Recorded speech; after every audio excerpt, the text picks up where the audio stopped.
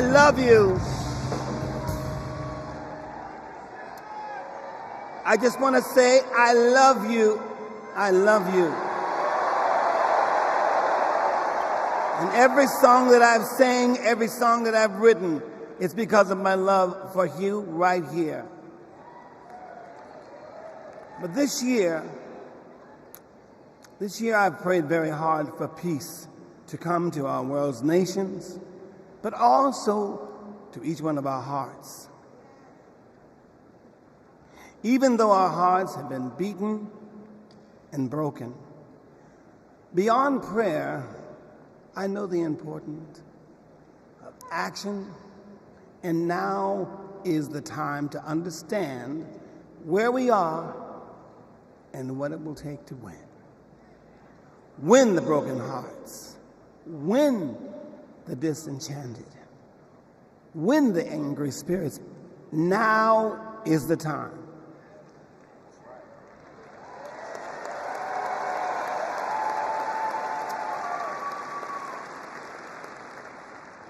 This is the moment to remember when you tell your children where you were and what you did.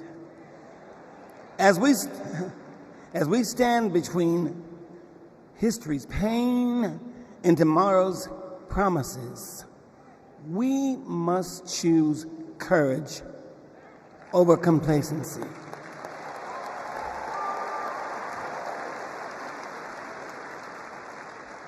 It is time to get up and go vote.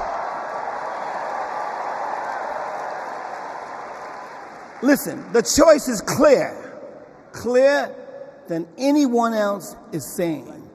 Did you hear me? Clearer than anyone else is saying. You feel me? Yeah. We need to choose joy over anger, kindness over recrimination, and peace over war. Every time.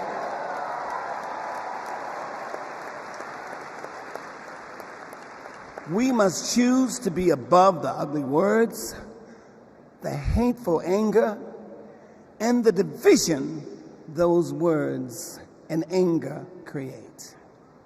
We must keep on keeping on until we truly are a united people of these United States. And then we will reach our higher ground. Are y'all ready? Are y'all ready to reach a higher ground? Are you ready to reach our higher ground? Tell me. I want to hear you again. Are you ready? Are we ready? Because you know we need Kamala Harris. Yes, we do. And we need a great man, as we do have, as a future vice president. You know that. So you know what?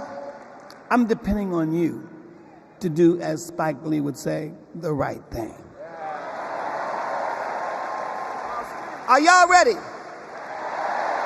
Are y'all ready? Are you ready? Mosky, are you ready? Dancers, are you ready? Let's do it. Everybody. Dancers.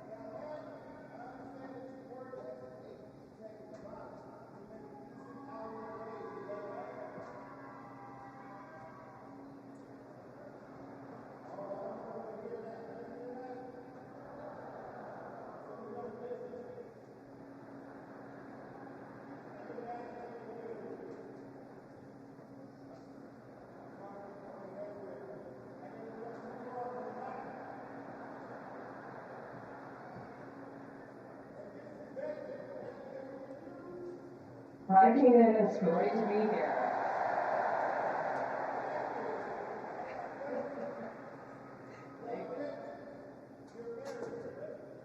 I am. Me and my wife have been together for about 8 years.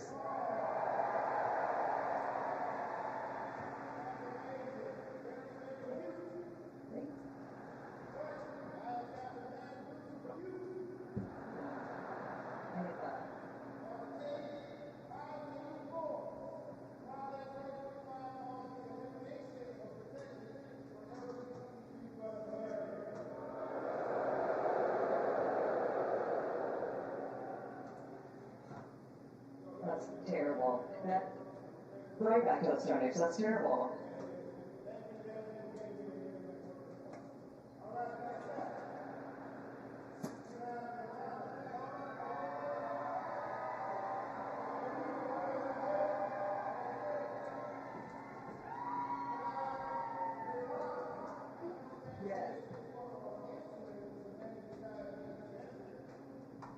Yes, and thanks to President Biden and Vice President Harris, I only pay $35 a month for my income.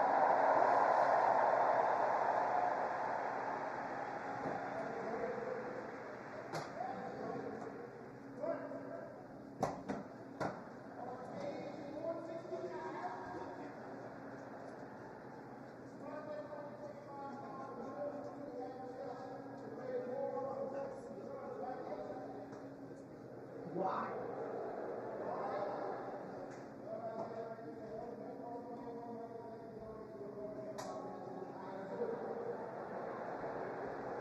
Yeah, that makes sense.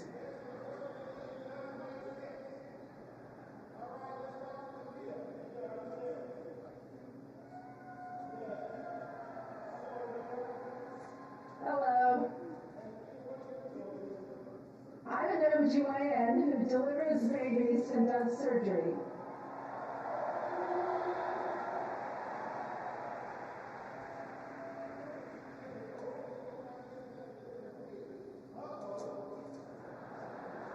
Oh, yeah, it's bad news, isn't it?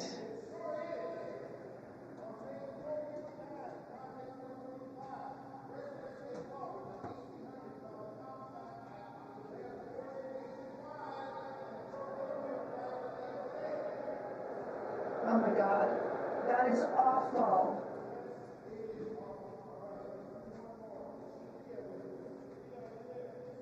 Hey, Keenan, I'm here.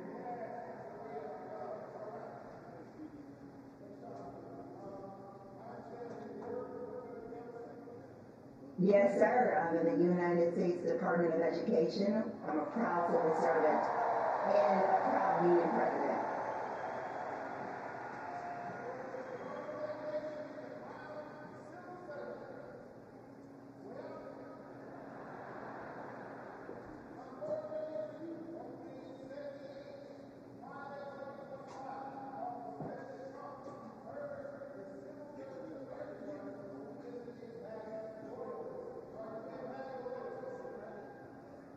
Now, Keenan, absolutely not.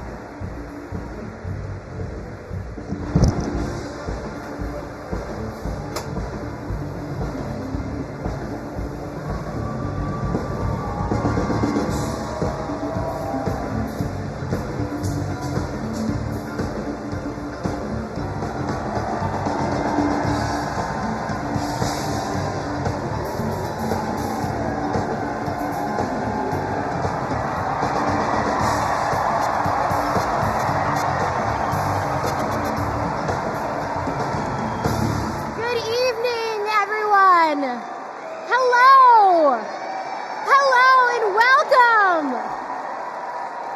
Welcome to the third night of the Democratic National Convention. My name is Mindy Kaling.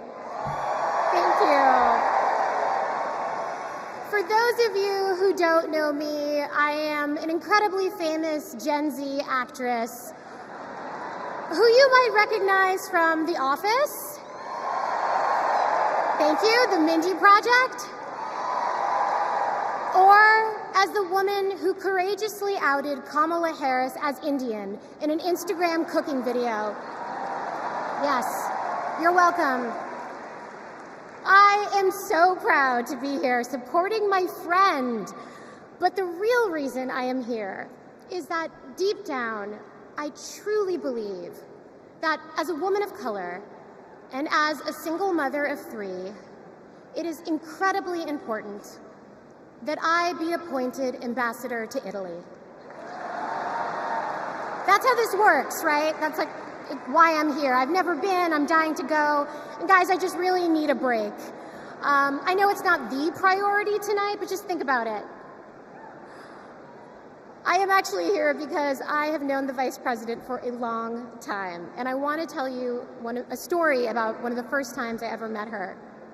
She wasn't Madam Vice President then. She was my senator, and we were filming a video where she came to my home to cook dosas, a South Indian dish.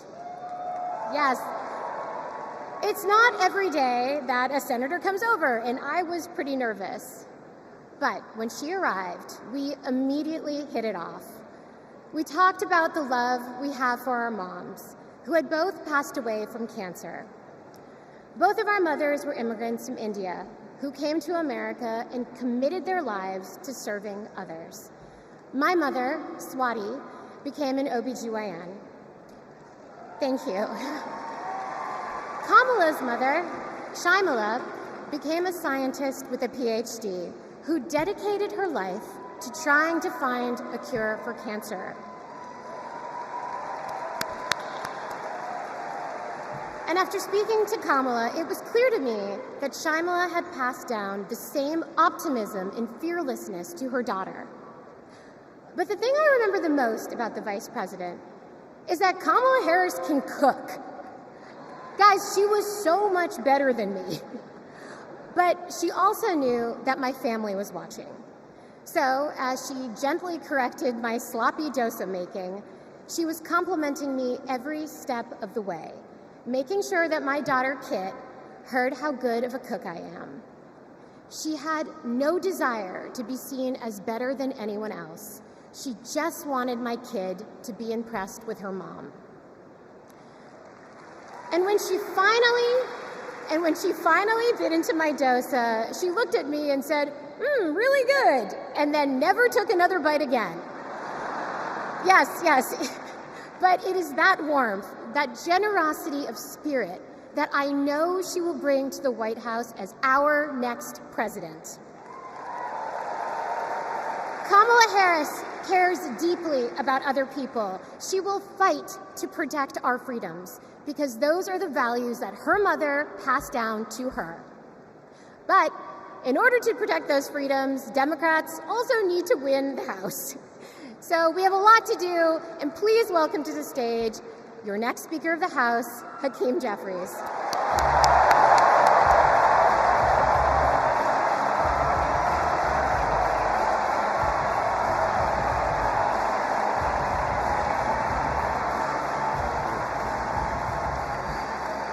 Good evening, Democrats. It's a high honor and a distinct privilege as a Brooklynite, New Yorker, and as an American to stand before you today and unequivocally express my support for Kamala Harris and Tim Walz to be the next President and Vice President of the United States of America. Over the last few years, House Democrats have been hard at work, and we could not have asked for a better leader to partner with than President Joseph Robinette Biden, who will go down as one of the most consequential presidents of all time. Last month, President Biden selflessly passed the torch to Vice President Kamala Harris, who is ready, willing, and able to fight for the people. Kamala Harris is a courageous leader, a compassionate leader, and a common sense leader who will deliver real results for everyday Americans. Kamala Harris is fighting for our freedom. Kamala Harris is fighting for our families. Kamala Harris is fighting for our future. Together, let's make Kamala Harris the 47th President of the United States of America.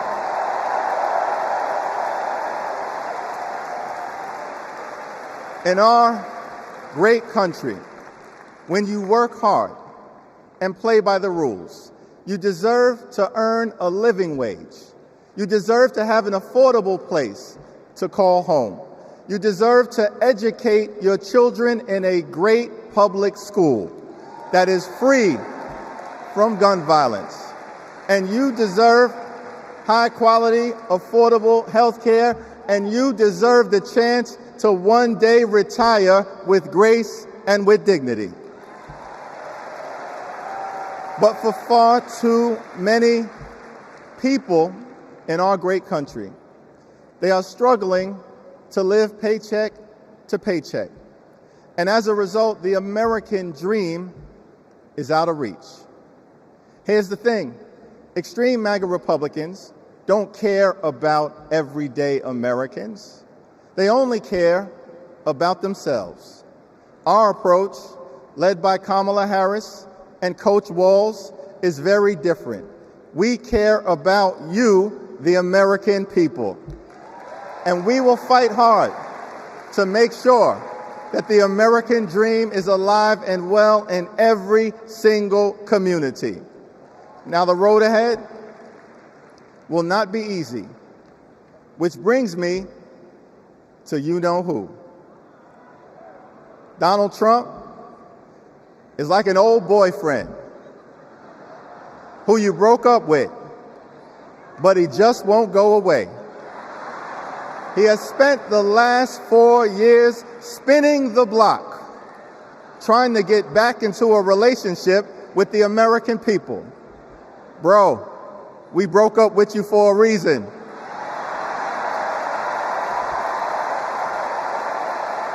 Trump was the mastermind of the GOP tax scam, where 83% of the benefits went to the wealthiest 1% in America. Trump failed our country during the COVID-19 pandemic.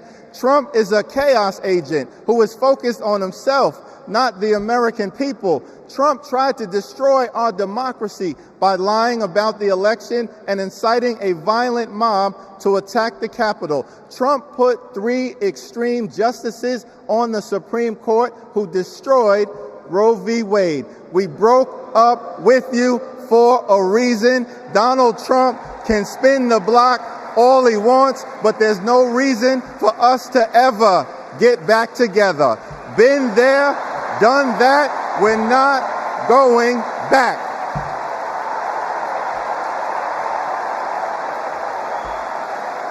Kamala Harris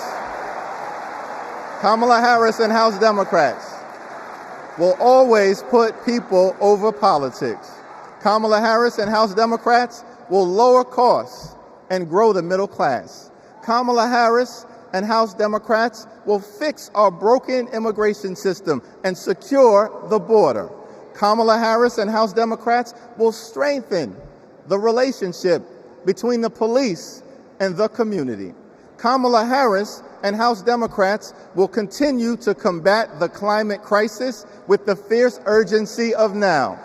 Kamala Harris and House Democrats will protect Social Security, protect Medicare, protect Medicaid, protect the Affordable Care Act, protect working families, protect small businesses, protect the middle class, protect free enterprise, protect our children, protect our seniors, protect our veterans, protect our unions, protect our dreamers, and always protect a woman's freedom to make her own reproductive health care decisions.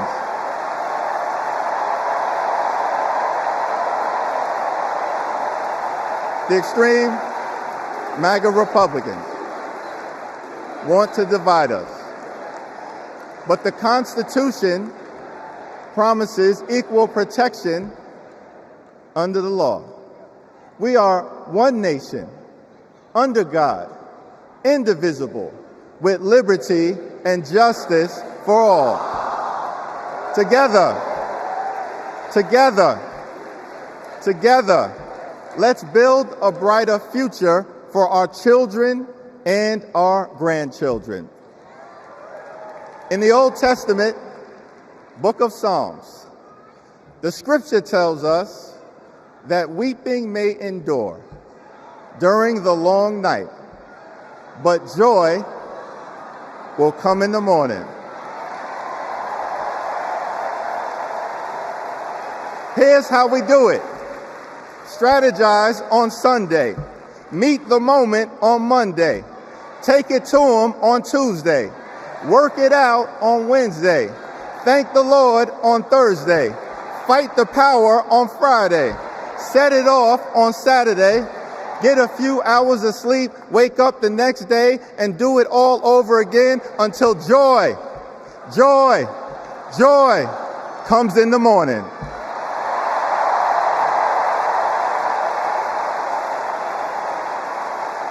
Now there's only 76 days left. There are only 76 days left. We must continue to speak up. We must continue to show up. We must continue to stand up, not as Democrats or Republicans, but as Americans. And when we do, nothing can stop Kamala Harris from becoming the 47th President of the United States of America. Nothing can stop House Democrats from taking back the majority. Nothing can stop the American people from continuing our march toward a more perfect union. Nothing can stop us. We're all the way up. God bless you. God bless Kamala Harris. May God bless the United States of America.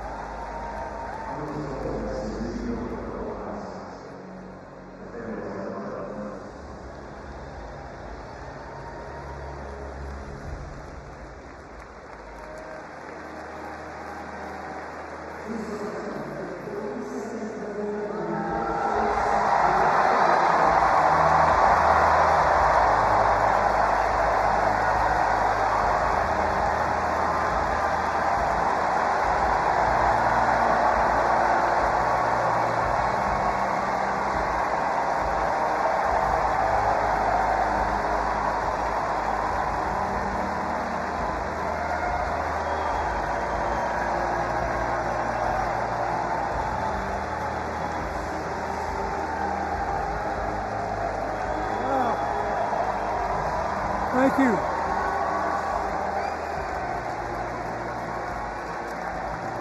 Woo. Thank you. Thank you. Whoa.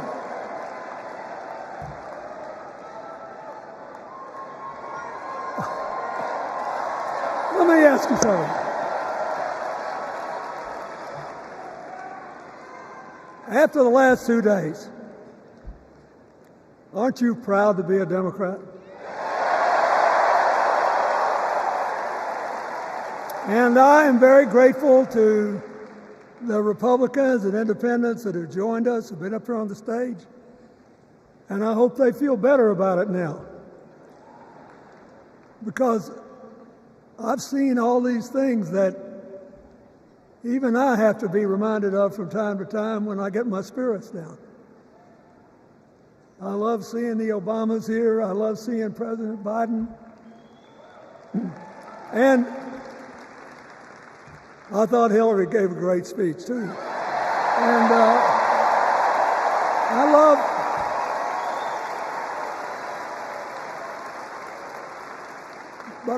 I love seeing all these young leaders.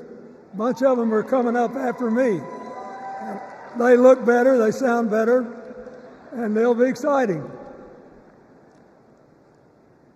I do want to say one word about President Biden. Remember, he had an improbable turn that made him president. And we were in the middle of a pandemic and an economic crash. He healed our sick and put the rest of us back to work. And he strengthens our alliances for peace and security. He stood up for Ukraine. He's trying desperately to get a ceasefire in the Middle East.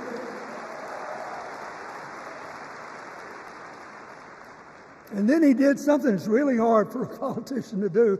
He voluntarily gave up political power. And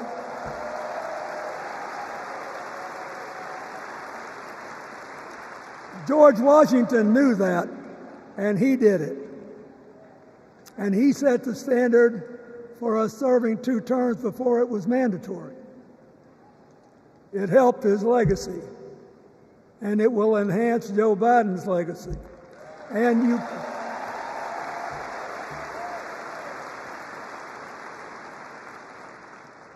it's a stark contrast to what goes on in the other party.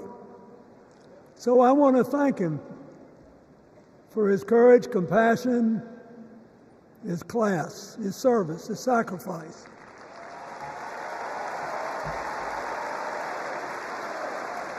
Joe Biden, thank you. And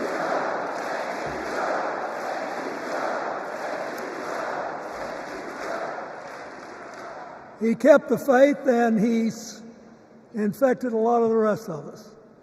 Now let's cut to the chase. I am too old to gild the lily. 2 days ago, I turned 78, the oldest man in my family of 4 generations. And the only personal vanity I want to assert is I'm still younger than Donald Trump.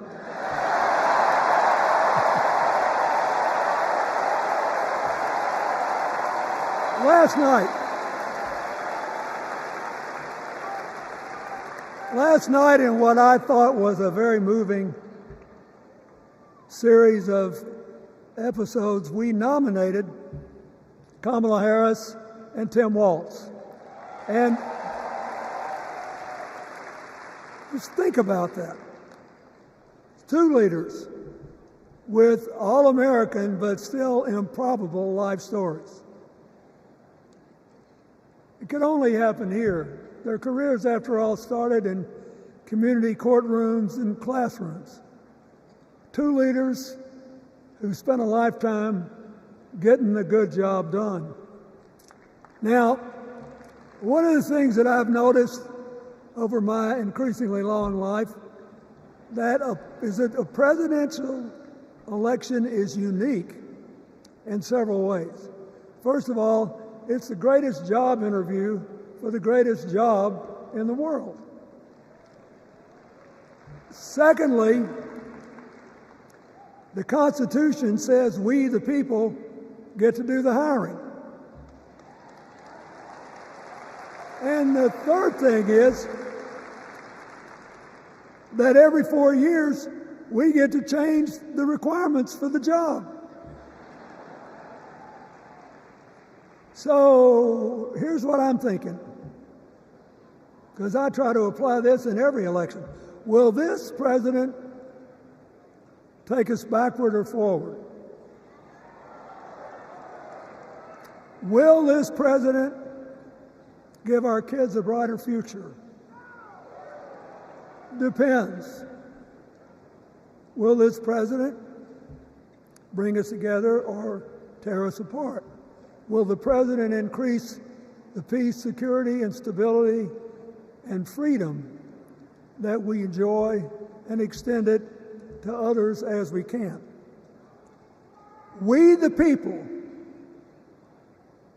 we have to make a decision about these kind of questions. And every 4 years, it's a little different because the people come at the candidates, and they say, as they're saying now, here are our problems, solve them. Here are our opportunities, seize them. Here are our fears, ease them. Here are our dreams, help them come true.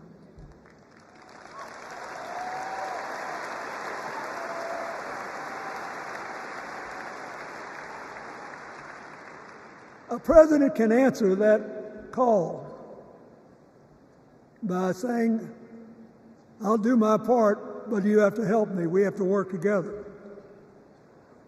Or you can dodge what needs to be done by dividing, distracting, and diverting us. So in 2024, we got a pretty clear choice, it seems to me. Kamala Harris for the people,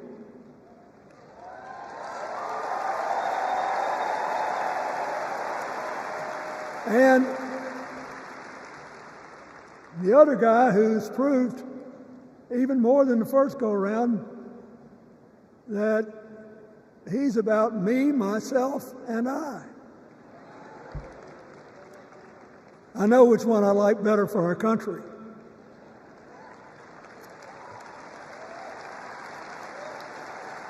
Kamala Harris will work to solve our problems, seize our opportunities, ease our fears, and make sure every single American, however they vote, has a chance to chase their dreams.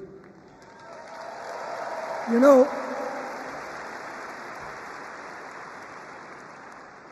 when she was young, she worked at McDonald's. And she greeted every person with that 1,000-watt smile and said, "How can I help you?"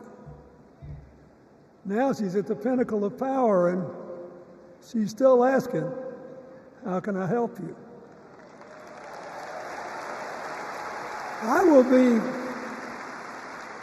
I'll be so happy when she actually enters the White House as president, because she will break my record as the president who spent the most time at McDonald's.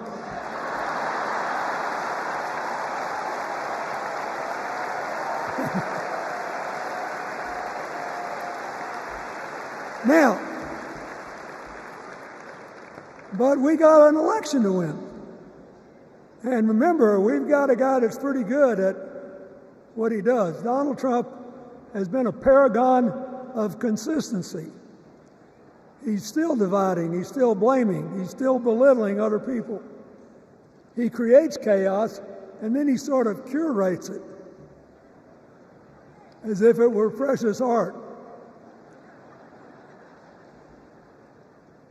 Let me say, not a single day goes by,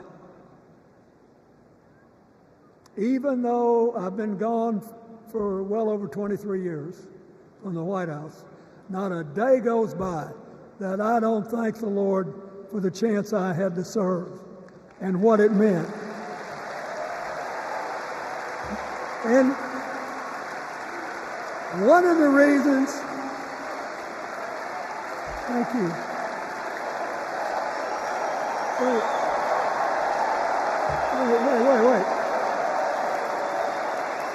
One of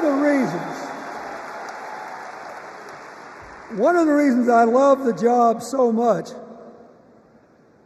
is that in the toughest times, even on the darkest days, if you tried hard enough, there was always something good you could do for somebody else. Now, some days that's not easy to do. You've got to deal with all these emergencies, or there's something going on here, there, or yonder. But Kamala Harris is the only candidate in this race who has the vision, the experience, the temperament, the will, and yes, the sheer joy to get something done.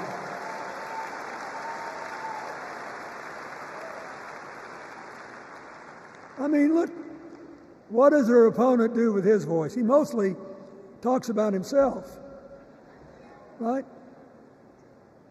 So the next time you hear him, don't count the lies.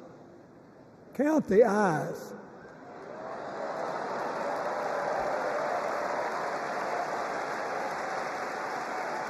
Count the eyes. His vendettas, his vengeance, his complaints, his conspiracies. He's like one of those tenors opening up before he walks out on stage, like I did, trying to get his lungs open by singing, me, me, me, me, me, me.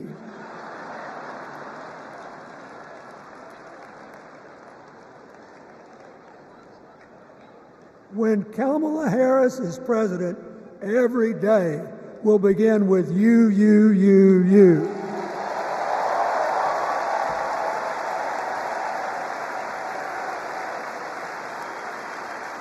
So, we got to ask ourselves the questions if we're going to hire a president. Do you want to build a strong economy from the bottom up and the middle out? Or do you want to spend the next 4 years talking about crowd size?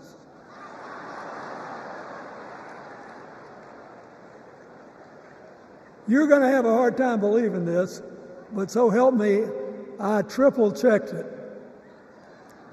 Since the end of the Cold War in 1989, America has created about 51 million new jobs. I swear I checked this 3 times. Even I couldn't believe it. What's the score? Democrats 50, Republicans 1.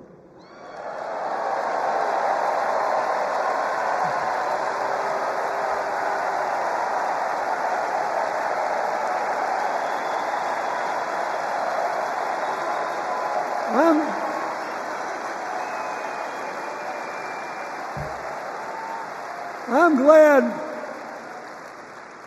that we've got a championship-winning coach on our team.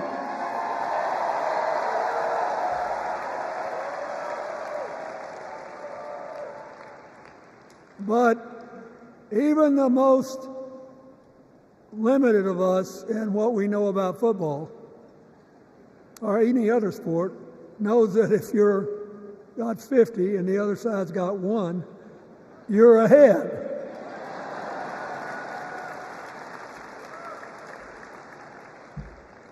What about affordable housing? It's a terrible problem in America now. We need more. And affordable health care. That's why the Democrats put a limit on monthly payments for insulin and a $2,000 a year out-of-pocket limit, and are trying to cover more drugs by bargaining for prices. We need more financing for small businesses. We need still to strengthen our alliances.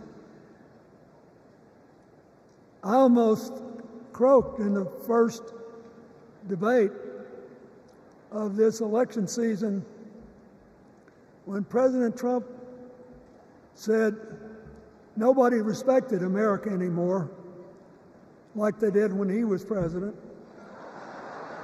Wait. And with a straight face. Look, you got to give him. He's a good actor. With a straight face, he cited as evidence of the respect that existed for us when he was there the presidents of North Korea and Russia.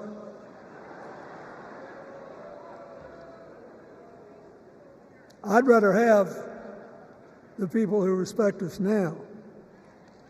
And one of the things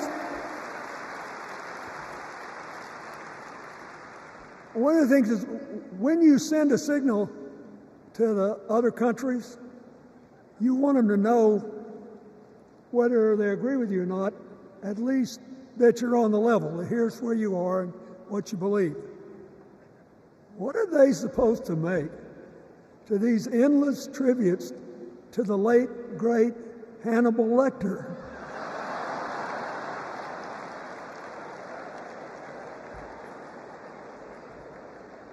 I mean, President Obama once gave me the great honor of saying I was the explainer-in-chief. Folks, I've thought about it, and I don't know what to say.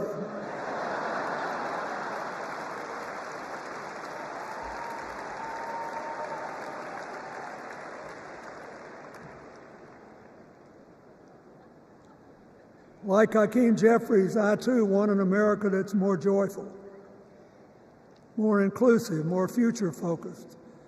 Just think what a burden it's been on us to get up day after day after day after day, buried in meaningless hot rhetoric, when there's so many opportunities out there, so many problems that need to be solved.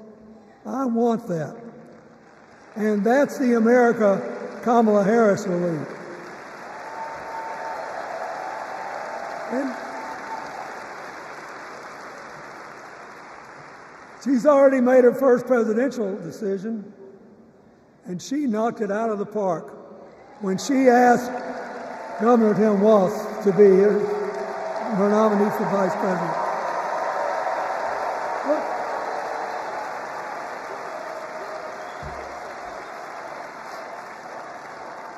as they used to say when I was a young man growing up in Arkansas, you do not have to be all broke out with brilliance. You just look at Tim Walz, listen to him, follow his record as a teacher, as a coach, in the National Guard, as a congressman, where he was the only Democrat, save one, elected in that district in more than 100 years. And he stayed a long time. And then he became a great governor. And by all accounts, he was a crack shot who had the courage among his rural constituents to say, we do not need these assault weapons available to people who can kill our kids in school.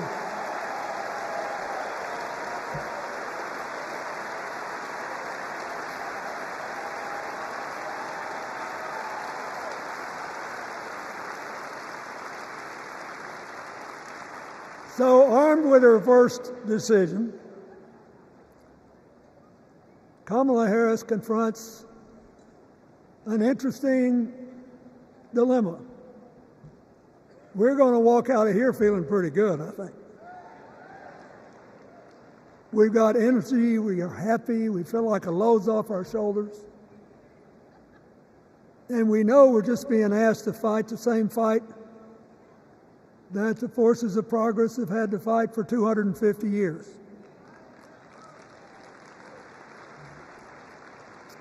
In the face of stiff and often violent opposition, we have to find a way to go forward together, where we the people make our union more perfect.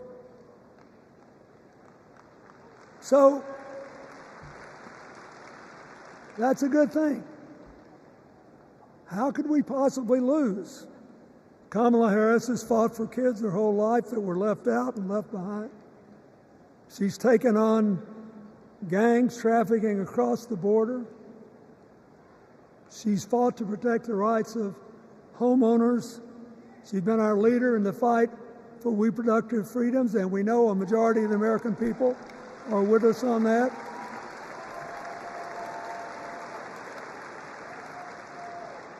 And she's gained an invaluable amount of experience as vice president, advancing our values and interests around the world. She's already said she's going to work really hard to make sure that no American working full-time lives in poverty or has to worry about their children living in poverty. She says that we got to make home ownership an achievable dream for everyone, not just a privilege. She said that and this meant a lot to me, that she would protect everybody's right to vote, whether or not they voted for her. They were citizens and they deserved the right to vote.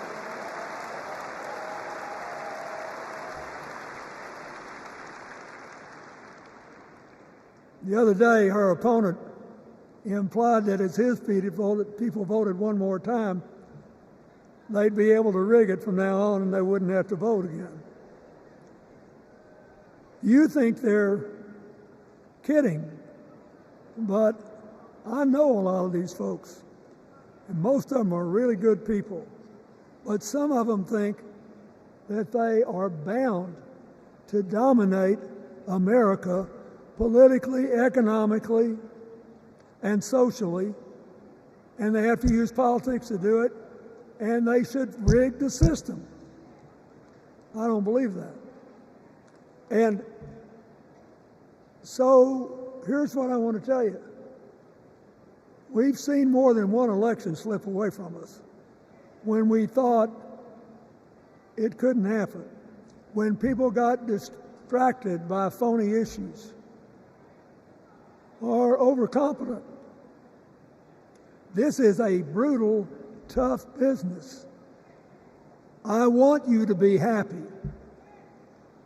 One of the reasons that President-to-be Harris is doing so well is that we're all so happy.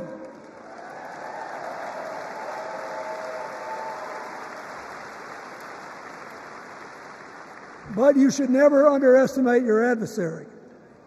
And these people are really good at distracting us, at triggering doubt, at triggering buyer's remorse.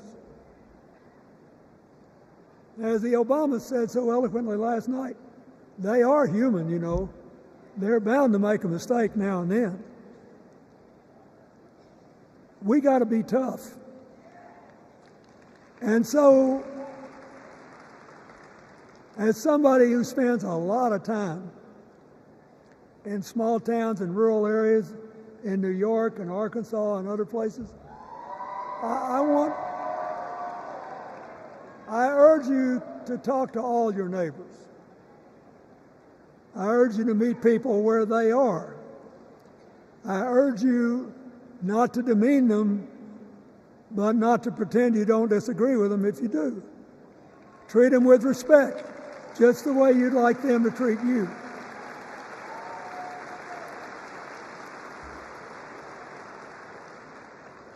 Ask for their help and then follow our leader, Kamala, and ask them, how can I help you? We Democrats right now have a lot of hay in the barn. We've got massive achievements, massive advances, but there's still a lot of slips between today and Election Day that we have to navigate. And so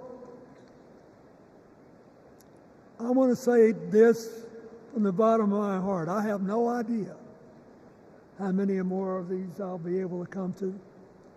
I started in '76, and I've been to every one since. But no, 72. Lord, I'm getting old. But here's what I want you to know. If you vote for this team, if you can get them elected and let them bring in this breath of fresh air, you will be proud of it for the rest of your life. Your children will be proud of it. Your grandchildren will be proud of it.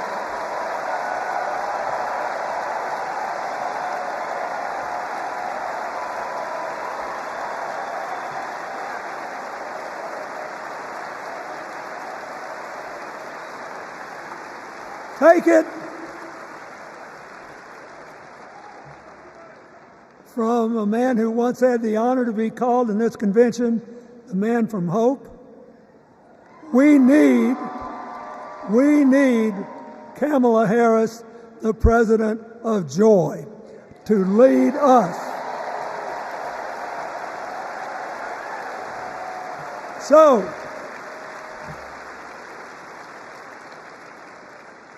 I'll be doing my part, you do yours. I'll see you when we're making a real joyful noise when the votes are counted. God bless you, and God bless America.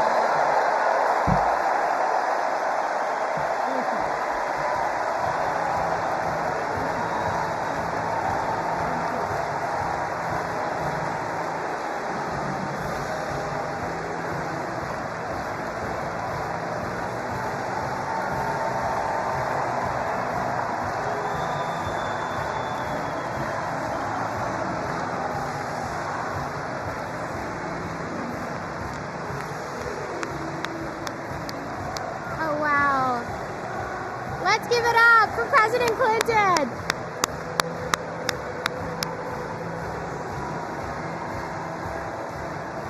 That was incredible.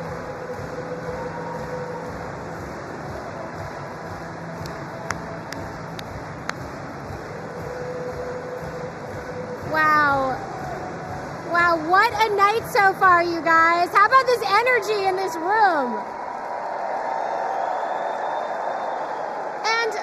Guys, I couldn't leave here without giving a shout out to the amazing delegation from my home state, Massachusetts. I love you, Massachusetts. Everyone is always hating on us, but they just don't get it. Go Sox! Go Jason Tatum! Ben Affleck, hang in there! Dunkin' Donuts is the best coffee in the world. Okay. Our next speaker needs no introduction. She was the first woman to ever serve as Speaker of the House. Yes, you know what's coming. This woman was doing Brat before Brat was Brat. The mother of dragons. Please welcome Nancy Pelosi.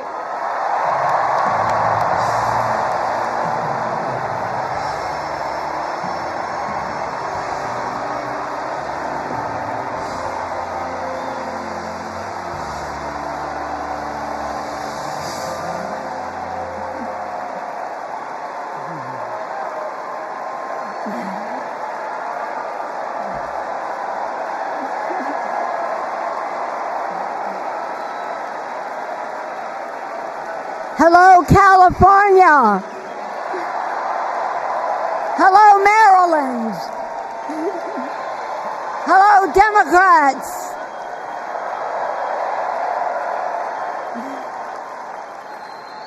On January 20th, 2021, with the inauguration of Joe Biden and Kamala Harris, we established one of the most successful presidencies of modern times.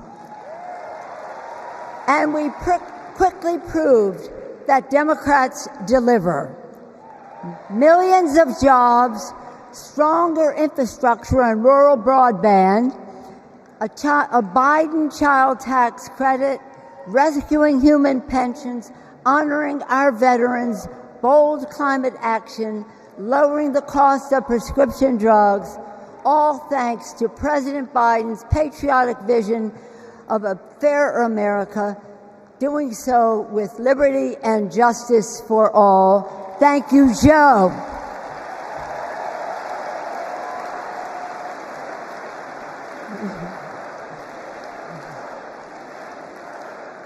And I know that Vice President Harris is ready to take us to new heights. I've known Kamala Harris for decades. Personally, I know her a person of deep faith, which is reflected in her community care and service.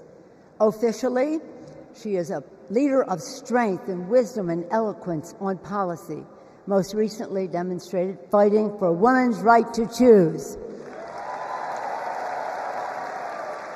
Politically, she is astute and strategic in winning difficult elections, quickly securing the nomination with dignity and grace, and choosing Tim Walz as our vice president.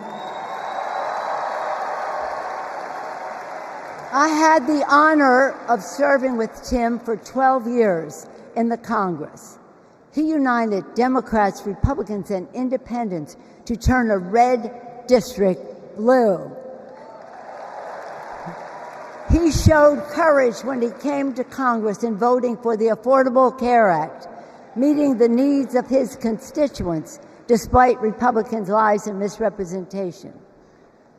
When he went home, won the election, he returned to Congress. He fought for our Americans' heroes as the Democratic leader of the Veterans Affairs Committee. Thank you, Tim.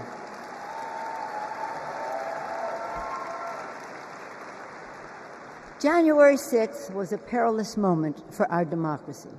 Never before had a president of the United States so brazenly assaulted the bedrock of our democracy, so gleefully embraced political violence, so willfully betrayed his oath of office. Let us not forget who assaulted democracy on January 6th. He did. But let us not forget who saved democracy that day. We did. And thank God we had a Democratic House of Representatives then. We returned to the Capitol that very same night. We insisted on certifying the election results on the floors of the House and the Senate. And we demonstrated to America and to the world that American democracy prevailed.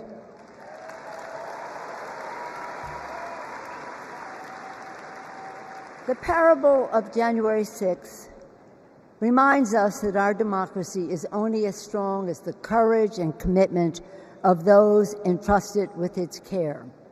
And we must choose leaders who believe in free and fair elections, who respect the peaceful transfer of power.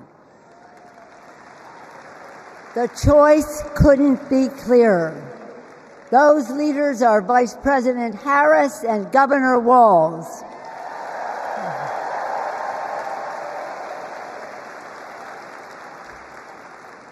When the sun rose on January 7th, as our national anthem declares, we gave proof through the night that our flag was still there.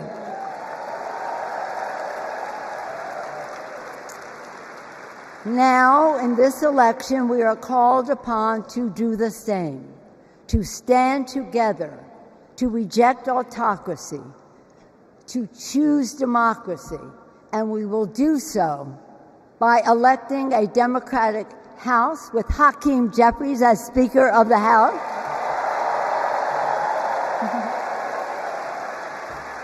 electing a Democratic Senate, electing Tim Walz as Vice President of the United States, and electing Kamala Harris as the President of the United States. Onward to victory!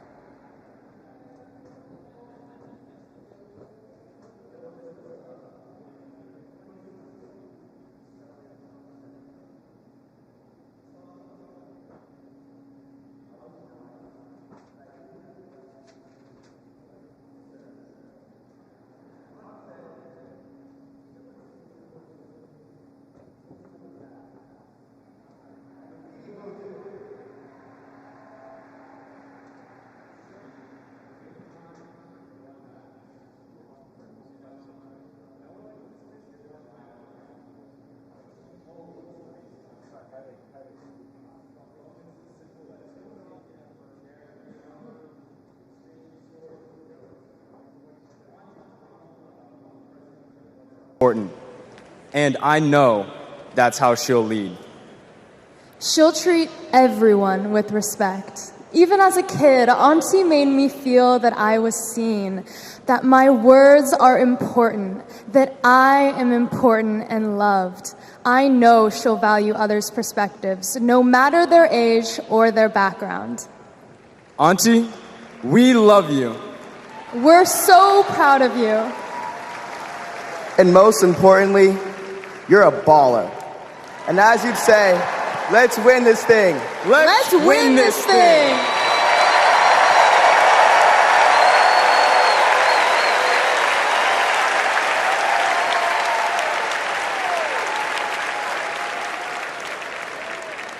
Please welcome nominee for U.S. Congress in California, Latifa Simon.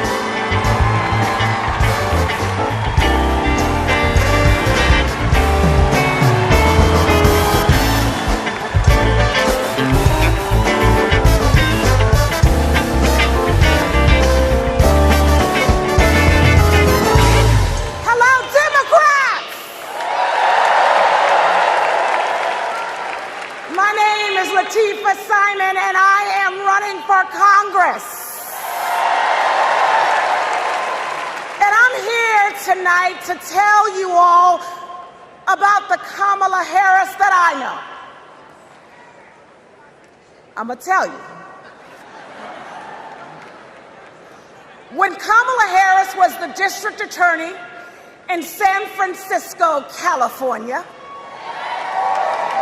I was a teen mother running an organization working to end sex trafficking among beautiful young women and girls, to build the self-determination and power among those girls.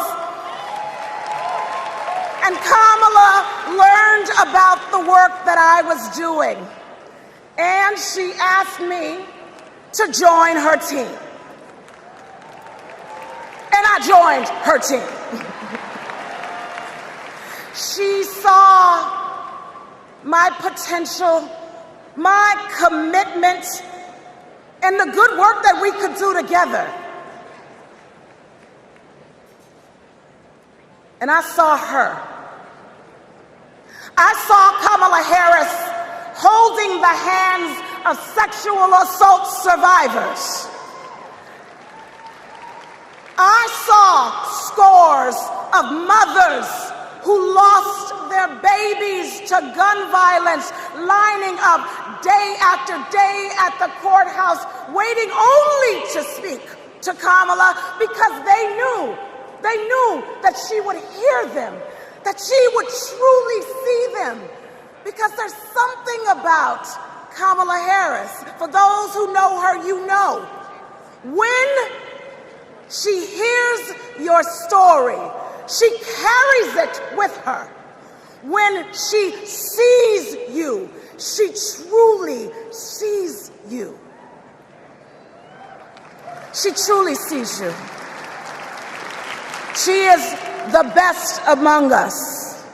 After working with Kamala Harris day in and day out for 5 years to create programs that supported young people to get out of the criminal justice system once and for all with good jobs, with opportunity. She wanted to get to the root cause of a broken criminal justice system. I saw her chip away. She came early and she left late every single day because, you know, like those mothers, like those sexual assault survivors, when she goes into that Oval Office, when she goes into that Oval Office, I guarantee you she will take all of us with her. All of us. The single mothers, the disabled veterans, the low-income folks who are dying to survive, the immigrants who are trying to work towards the promise of America. She will take us all. The farm workers, she will take us all with her.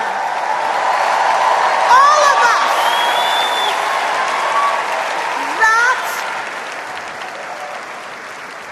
is the Kamala Harris that I know so deeply. That is the Kamala Harris that I love. A woman of the people. A woman, a fierce woman for the people. Good night, Democrats.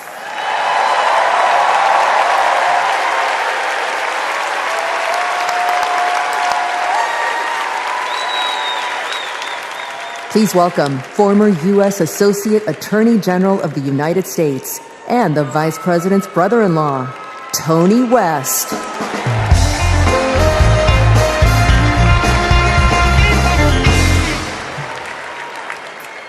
"35 years ago, in my first week at law school, I met a new classmate, Maya Harris. We became best friends, but the way Kamala tells the story, we'd already fallen in love by graduation day. And when Maya and I married, I not only gained a life partner I love, a daughter I adore, and a mother-in-law I revered, someone I affectionately called Mother Harris, I also gained a sister I cherish, Kamala. Now, Maya, Kamala, and I each pursued different legal careers, but we were motivated by the same values: a belief in equal opportunity, a yearning for fairness, a passion for justice. Values Mother Harris taught those two little girls, values that powered Kamala's public service from the very beginning. You know, one of Kamala's very first cases in the district attorney's office, it involved a woman, an innocent woman, wrongfully arrested in a police raid. It was a Friday afternoon, and the courthouse was shutting down for the weekend. And look, most prosecutors, they would have gone home and dealt with the matter the following Monday. But not Kamala. You see, my sister-in-law knew that if the judge didn't see this woman that afternoon, she'd spend the entire weekend in jail. And Kamala, she wondered, does this woman work weekends? Would she lose her job? Does she have young kids at home? Who'd feed those kids?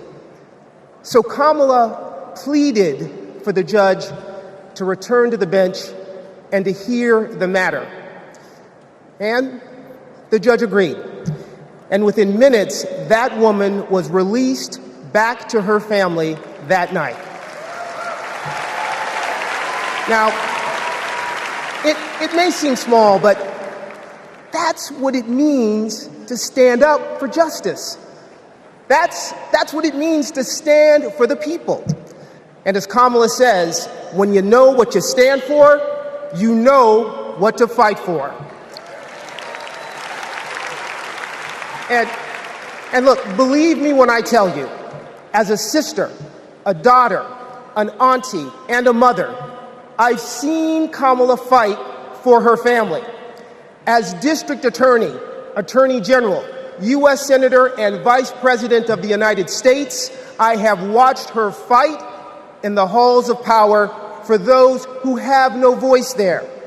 And as president, I know she'll fight for you. She'll fight for all of us. Because, friends, when Kamala fights, we win. Thank you. God bless you.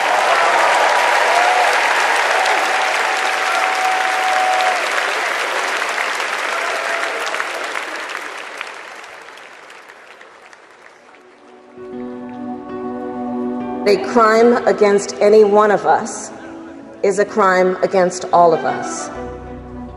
The work that she did as Attorney General was taking on issues to help people who were trying to make a life for themselves and their families. When Kamala Harris came into office in 2011, the most urgent economic crisis facing communities throughout California was the foreclosure crisis. For too many Californians, hopes for lasting homeownership have been dashed. Victims have fallen prey to a series of mortgage scams, fraud, and unfair business practices. In order to get meaningful relief, we had to sue the banks and see through a lengthy litigation process. When Kamala was sitting at the table negotiating, it wasn't just about the money, it was about real people. I vividly remember her thinking about Mommy, who could finally afford to buy her first home, and how proud Mommy was. So Kamala knew what was at stake for families and even whole communities. We are very proud to announce a tremendous victory for California. She truly believes that every single person, every American is worthy of the promise and the prosperity of this country. And every time Kamala has run for a bigger office, it's because she believes that she can have a bigger impact. We are making a commitment tonight with this celebration of this Senate race to bring our country together. In the Senate, to get a position on the Intelligence Committee is very coveted because it is about protecting our nation's security. And Kamala hit the ground running. She would not let a witness off easily. Did you have any communications with Russian officials for any reason during the campaign that have not been disclosed? I don't recall it. I need to be correct as best I can. I do want you to be honest. I'm not able to be rushed this fast. It makes me nervous. The questioning of Attorney General Sessions was historic, and she earned the respect of colleagues on both sides of the aisle. Kamala, as a senator, was a truth teller. She was there to expose what some of these guys were and what they intended to do. Can you think of any laws that give government the power to make decisions about the male body?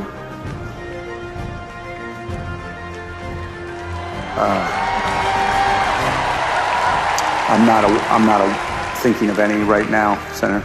They didn't know what hit them.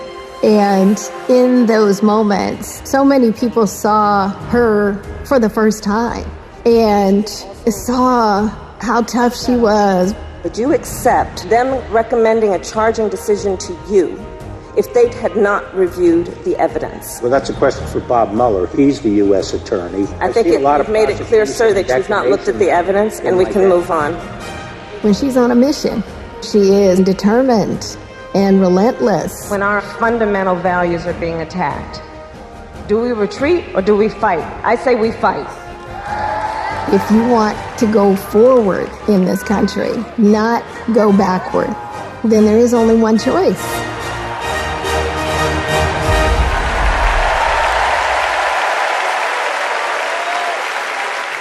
Please welcome Nevada Senator Catherine Cortez Masto.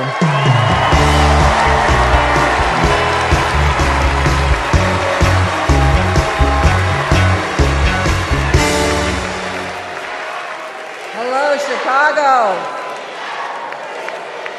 You know, before I was senator, I was Nevada's Attorney General.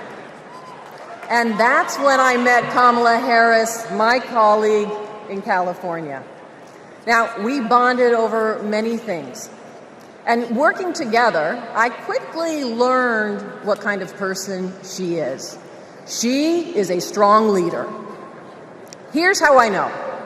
As AGs, we took on the big banks after the foreclosure crisis. And let me tell you, Kamala did not settle for less than homeowners deserved. Her leadership helped win billions for working families nationwide. Delivering for families, that's Kamala Harris. Kamala and I also worked to protect our southern border. During that time, Kamala invited a group of AGs across the border to meet with Mexican officials. Now, we worked together to put transnational criminals and drug smugglers behind bars. Holding criminals accountable, that's Kamala Harris. Listen, and when we took on human traffickers, Kamala had us meet with survivors so that we could understand who we were fighting for. Standing up for justice, that's Kamala Harris.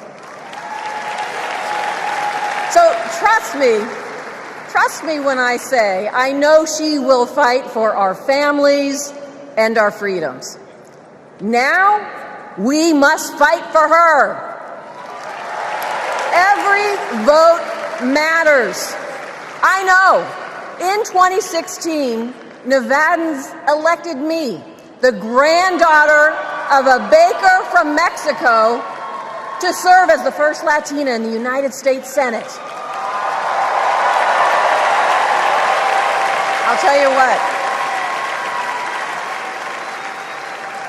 And in 2022, my re-election came down to 7,928 votes.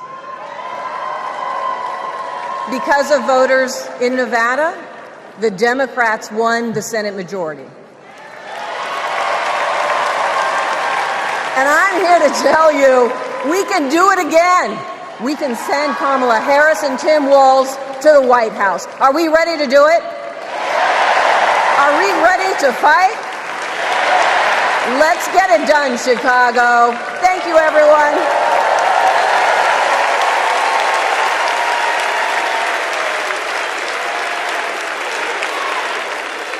Please welcome Pennsylvania Governor Josh Shapiro.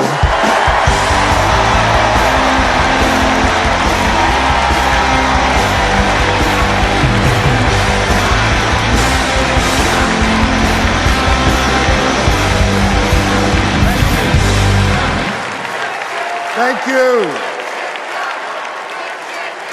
2.5 centuries ago in Philadelphia, a band of patriots declared their independence from a king and set ourselves on a path of self-determination. Generation after generation has embraced that responsibility. Ordinary Americans rising up, demanding more, seeking justice. And in every chapter of our American story, we've made progress and advanced the cause of freedom. Today we find ourselves writing that next chapter. Will we be a nation defined by chaos and extremism?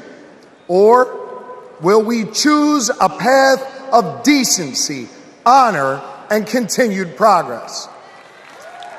Kamala Harris, well, she has spent her entire career making progress. Donald Trump, a man with no guardrails, wants to take away our rights and our freedoms. And listen, while he cloaks himself in the blanket of freedom, what he's offering isn't freedom at all. Because hear me on this, it's not freedom to tell our children what books they're allowed to read. No, it's not. And it's not freedom to tell women what they can do with their bodies. And hear me on this, it sure as hell isn't freedom to say you can go vote, but he gets to pick the winner. That's not freedom. But you know what? You know what, Democrats? We are the party of real freedom. That's right. The kind of real freedom that comes when that child has a great public school with an awesome teacher because we believe in her future.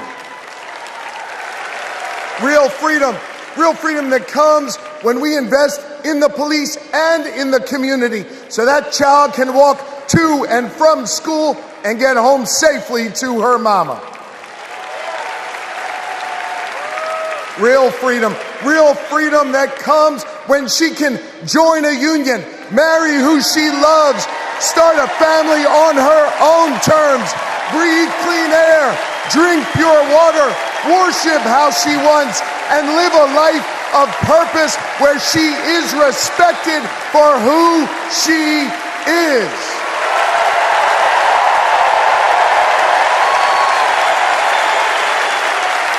Real freedom that comes when she can look at Madam President and know that this is a nation where anything and everything is possible. That is real freedom, and that is what we are fighting for.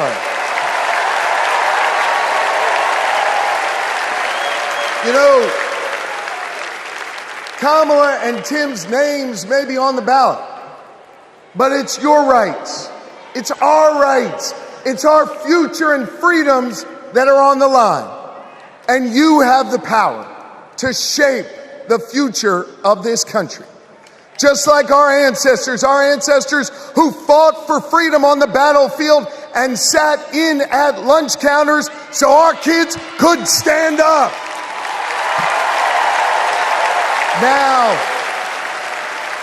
Now it's on us. It's on us, my friends, to organize in our communities and on our For You pages around three basic American principles. We value our freedom, we cherish our democracy, and we love this country. And listen,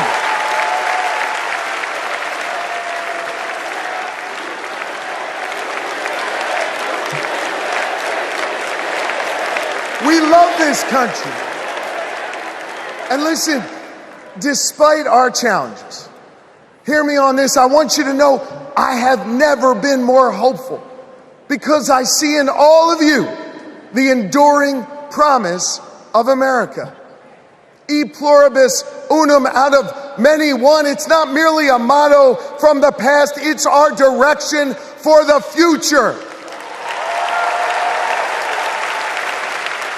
You see, you all give me hope, and you all have the power. So let's use that power. Let's do the hard work necessary to win this election and write the next chapter in our American story. So are you ready to protect our rights?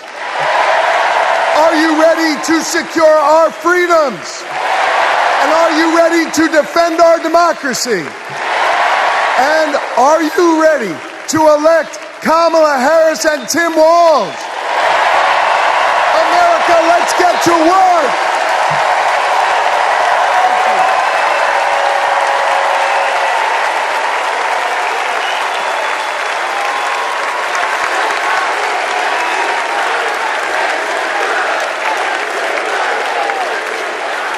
Please welcome author, activist, and youngest presidential inaugural poet in American history, Amanda Gorman.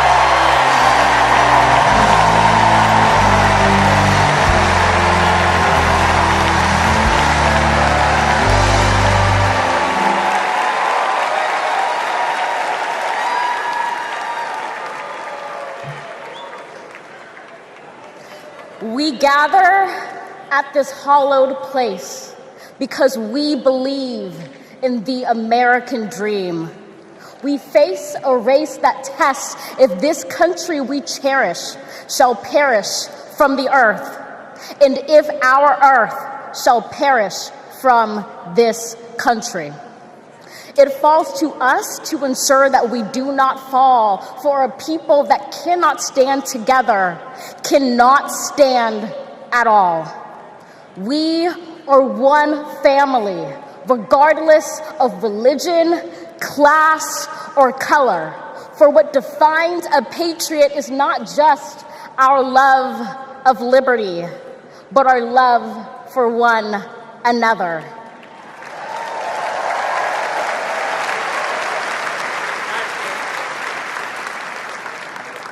This is loud in our country's call because while we all love freedom, it is love that frees us all.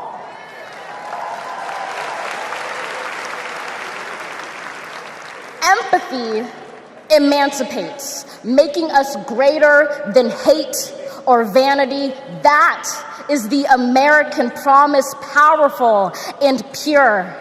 Divided we cannot endure, but united we can endeavor to humanize our democracy and endear democracy to humanity.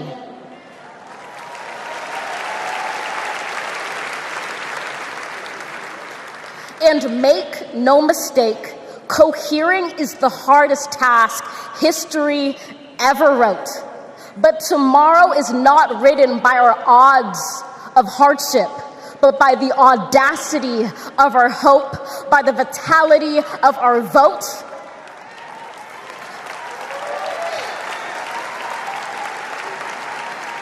Only now, approaching this rare era, are we aware that perhaps the American dream is no dream at all, but instead a dare to dream together.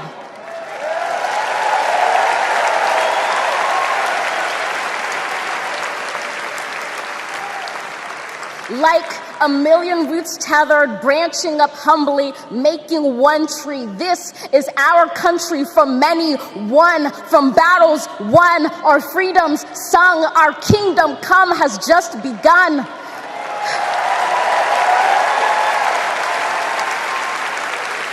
We redeem this sacred scene, ready for our journey from it. Together, we must birth this early republic and achieve an unearthly summit. Let us not just believe in the American dream, let us be worthy of it. Thank you.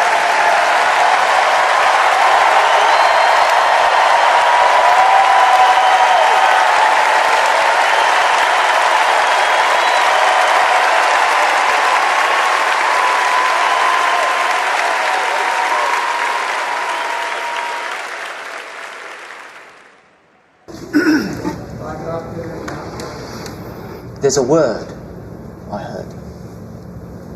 The word is called freedom. Can you tell me what it means? Interesting. Let me think about that for a second. The spirit of freedom. For me? Oh, yeah. Freedom, to me, means choice. The ability to laugh with friends. Be who you want to be. Go where you want to go. Living your life day to day. Having new chapters in that life.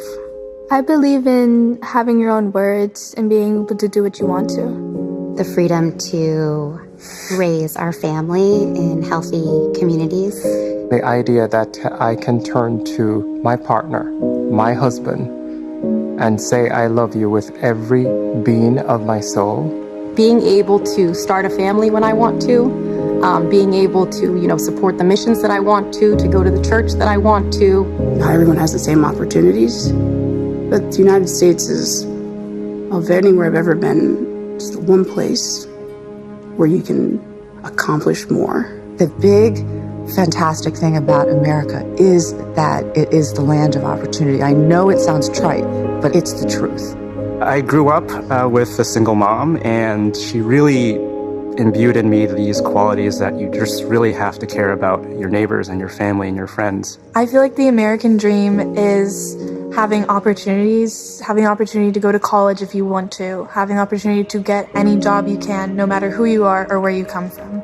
The American dream is about having the ability to make choices about your medical care and do whatever you want to do with your life without anybody telling you if it's good enough.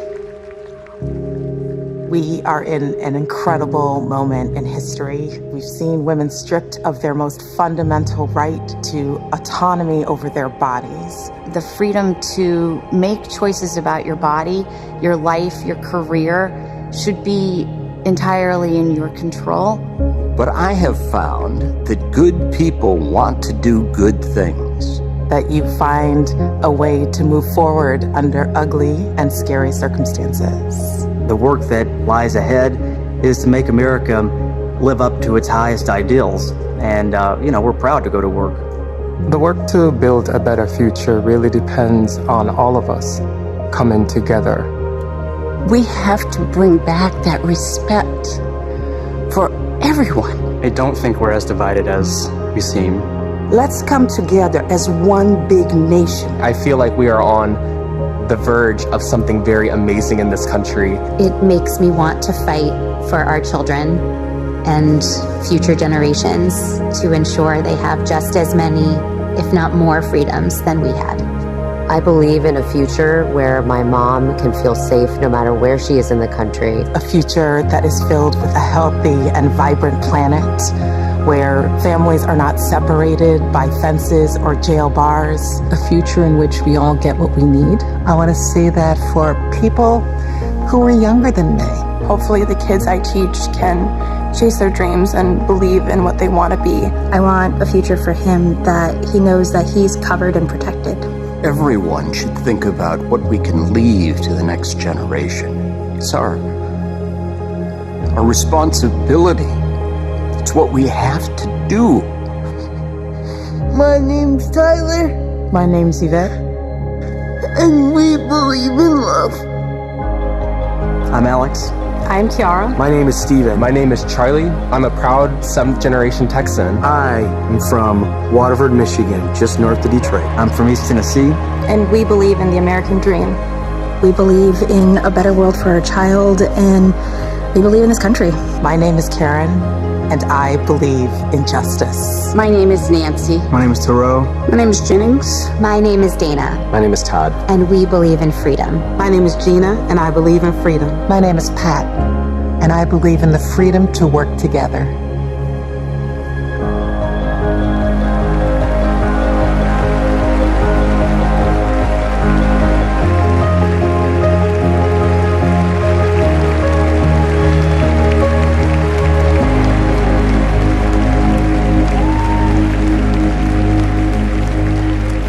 Please welcome Oprah Winfrey.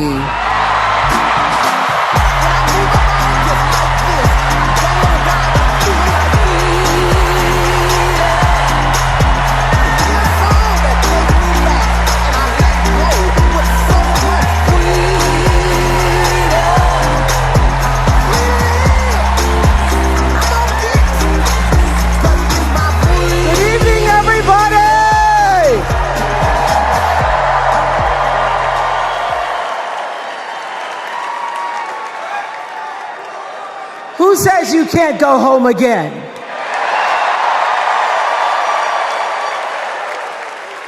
After watching the Obamas last night, that was some epic fire, wasn't it? Some epic fire. We're now so fired up, we can't wait to leave here and do something.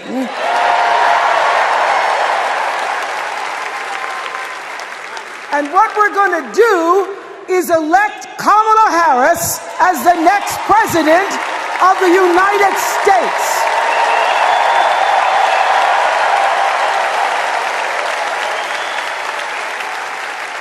I am so honored to have been asked to speak on tonight's theme about what matters most to me, to you, and all of us Americans: freedom.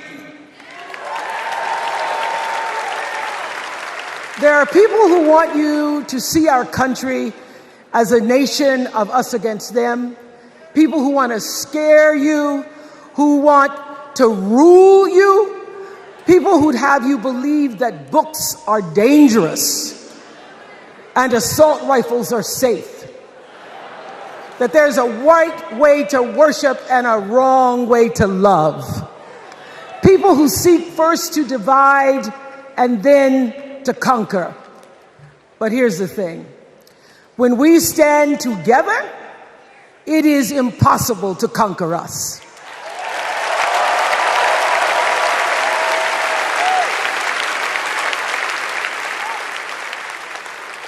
In the words of an extraordinary American, the late Congressman John Lewis,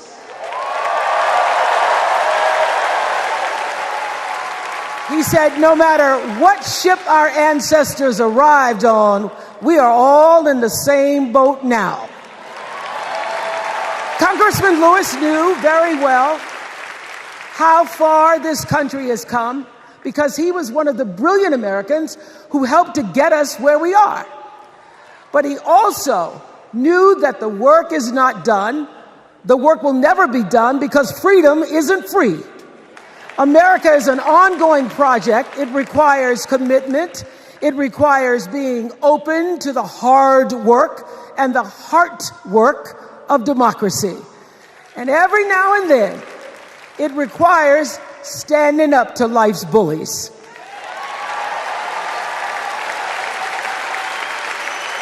I know this. I've lived in Mississippi, in Tennessee, in Wisconsin, Maryland, Indiana, Florida, Hawaii, Colorado, California, and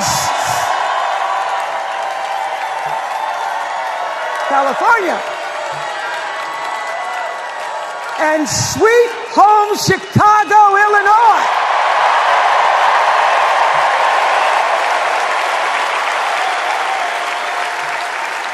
I have actually traveled this country from the redwood forest, love those redwoods, to the Gulf Stream waters. I've seen racism and sexism and income inequality and division. I've not only seen it, at times I've been on the receiving end of it. But more often than not, what I've witnessed and experienced are human beings, both conservative and liberal, who may not agree with each other, but who'd still help you in a heartbeat if you were in trouble. These are the people who make me proud to say that I am an American.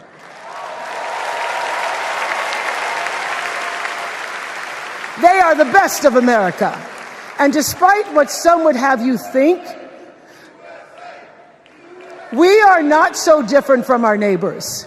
When a house is on fire, we don't ask about the homeowner's race or religion.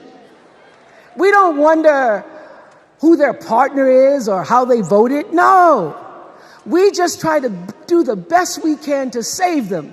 And if the place happens to belong to a childless cat lady,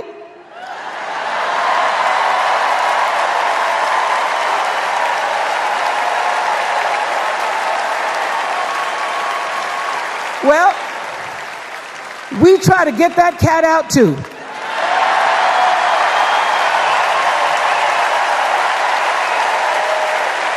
Because we are a country of people who work hard for the money. We wish our brothers and sisters well, and we pray for peace. We know all the old tricks and tropes that are designed to distract us from what actually matters, but we are beyond ridiculous tweets and lies and foolery. These are complicated times, people, and they require adult conversation. And I welcome those conversations because civilized debate is vital to democracy, and it is the best of America. Now, over the last couple of nights, we have all seen brave people walk onto this stage and share their most private pain. Amanda and Josh, Caitlin, Hadley, they told us their stories of rape and incest and near-death experiences from having the state deny them the abortion that their doctor explained was medically necessary. And they've told us these things for one reason, and that is to keep what happened to them from happening to anybody else. Because if you do not have autonomy over this, if you cannot control when and how you choose to bring your children into this world and how they are raised and supported, there is no American dream.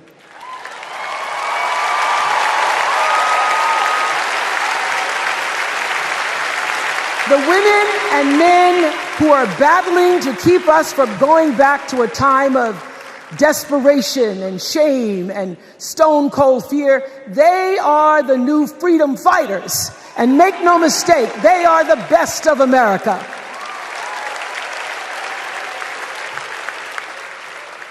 I want to talk now about somebody who's in New Orleans, not long after the Supreme Court ruled that segregated public schools were unconstitutional. That was in 1954, same year I was born.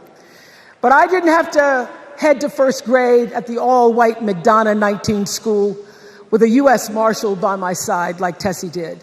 And when I got to school, the building wasn't empty like it was for Tessie. You see, rather than allowing McDonough to be integrated, parents pulled their kids out of the school, leaving only Tessie and two other little black girls, Gail Etienne and Leona Tate, to sit in a classroom with the windows papered over to block snipers from attacking their 6-year-old bodies. Tessie passed away 6 weeks ago.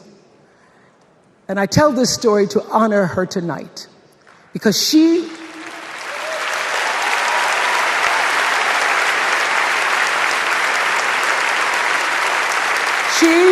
like Ruby Bridges and her friends, Leona and Gail, the New Orleans Four they were called. They broke barriers and they paid dearly for it. But it was the grace and guts and courage of women like Tessie Prevost Williams that paved the way for another young girl who 9 years later became part of the second class to integrate the public schools in Berkeley, California. And it seems to me that at school and at home, somebody did a beautiful job of showing this young girl how to challenge the people at the top and empower the people at the bottom. They showed her how to look at the world and see not just what is, but what can be. They instilled in her a passion for justice and freedom and the glorious fighting spirit necessary to pursue that passion. And soon, and very soon,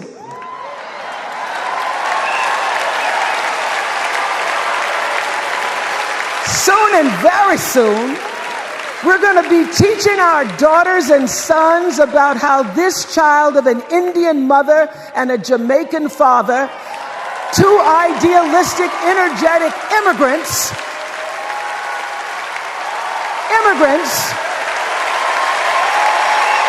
how this child grew up to become the 47th President of the United States.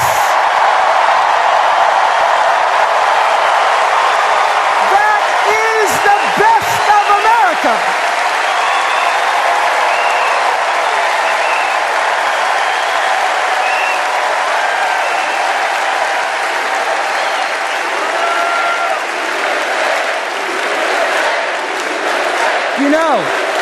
You know, let me tell you this.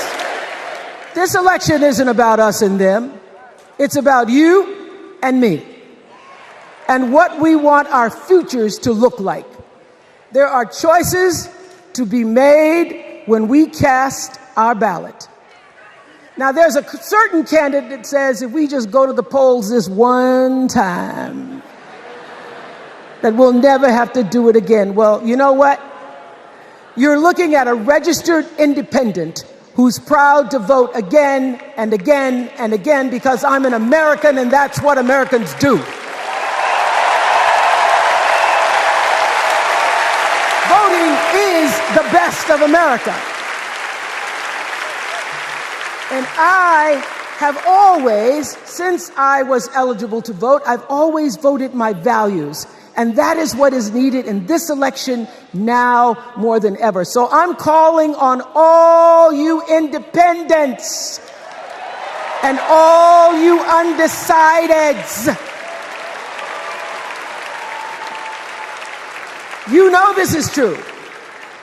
You know I'm telling you the truth, that values and character matter most of all. In leadership and in life. And more than anything, you know this is true, that decency and respect are on the ballot in 2024.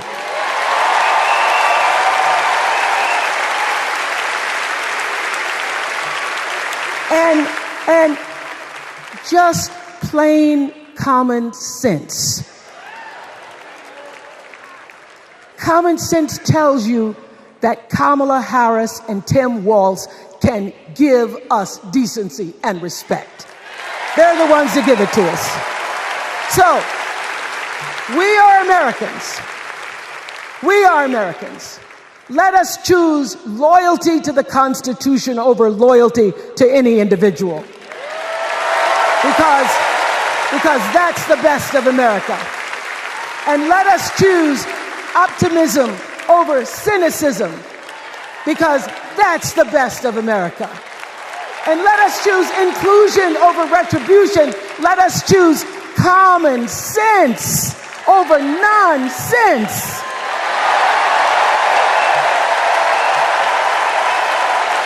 Because that's the best of America. And let us choose the sweet promise of tomorrow over the bitter return to yesterday. We won't go back.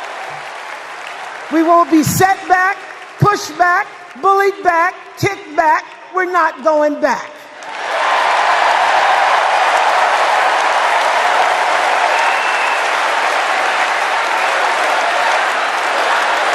Not going back.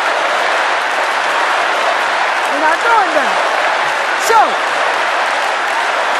let us choose. Let us choose truth. Let us choose honor.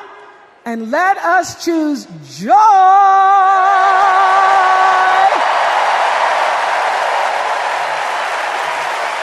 Because that's the best of America.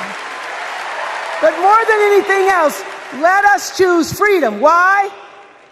Because that's the best of America. We're all Americans, and together, let's all choose Kamala Harris. Thank you, Chicago. Thank you, America.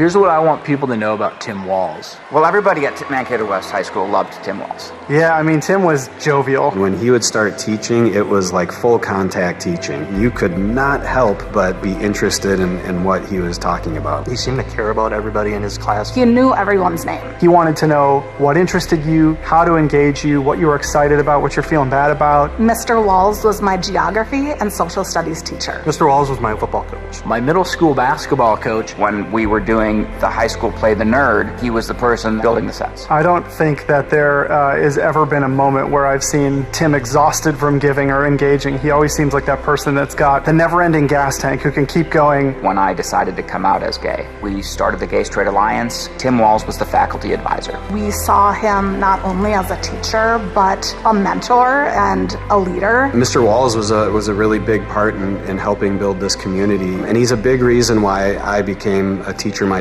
It was inspiring being in his classroom.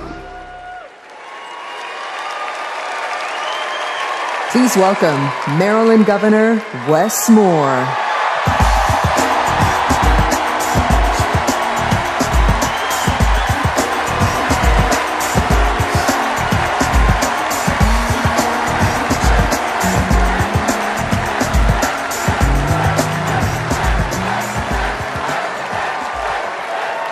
Thank you.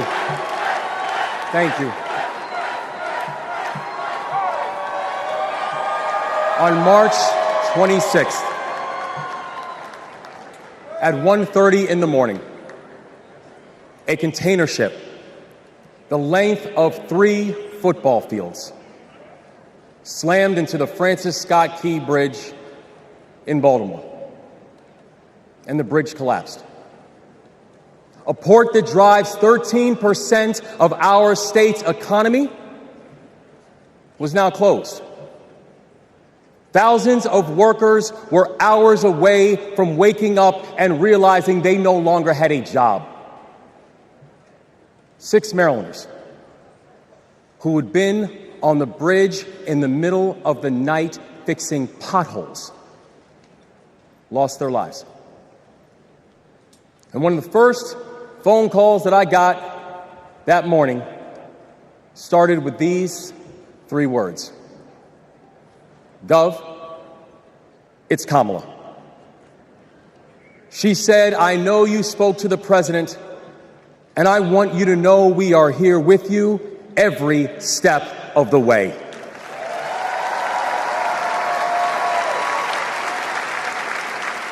Now, I joined the Army when I was 17. In fact, I was too young to sign the paperwork. I had to ask my mom to sign the paperwork for me because I don't have bone spurs.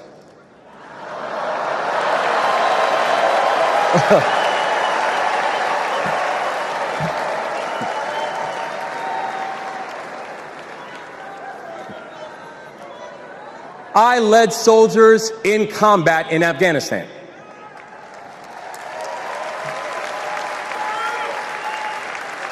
And my training taught me that you never learn anything about anybody when times are easy.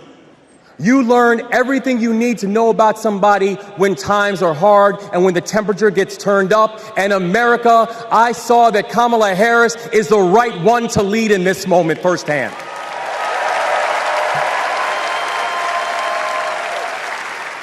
And united with the Almighty God's grace, we brought closure to the families of the 6 victims. And while many said it could take 11 months to reopen the port of Baltimore, we got it done in 11 weeks.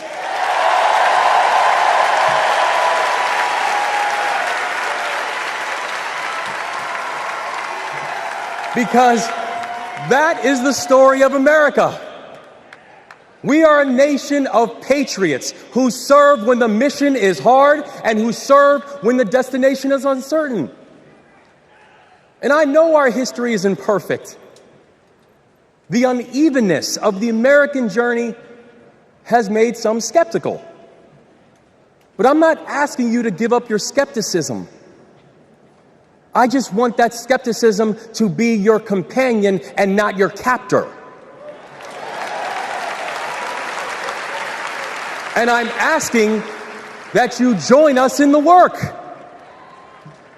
Because making America great doesn't mean telling people you're not wanted. And loving your country does not mean lying about its history.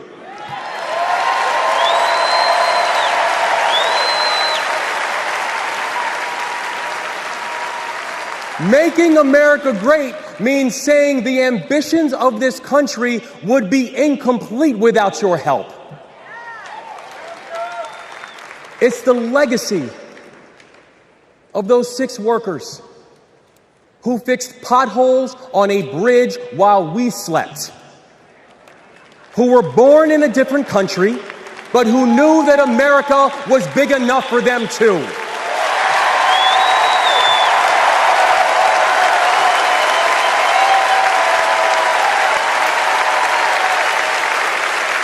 It's the journey. It's the journey of a man raised by a remarkable immigrant single mom, a man who felt handcuffs on his wrists at 11 years old, who now stands before you as the 63rd governor of Maryland and the first black governor in the history of our state.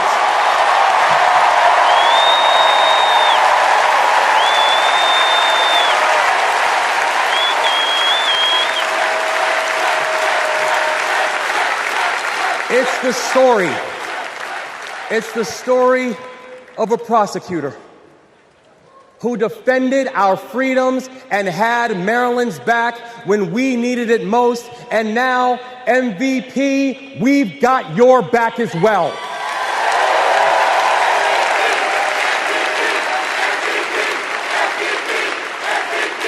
That's right.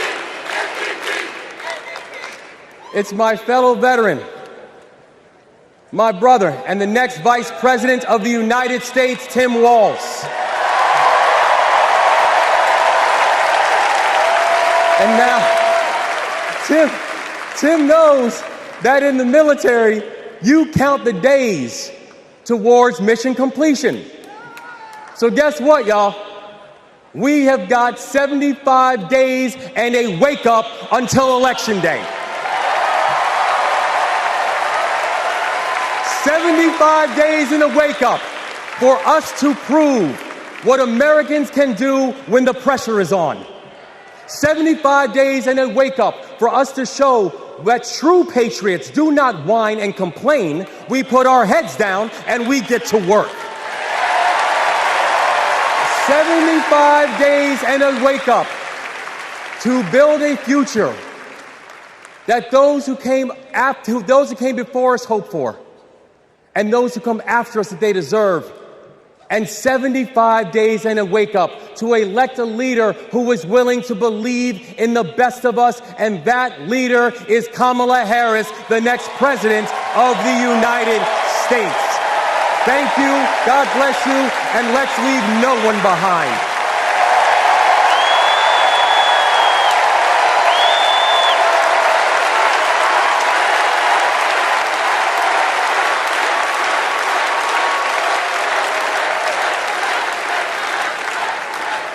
Please welcome former South Bend, Indiana Mayor Pete Buttigieg.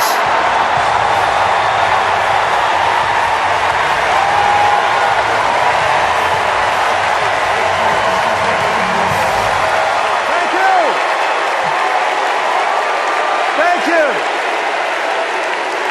Good evening, Democrats. Thank you, Chicago.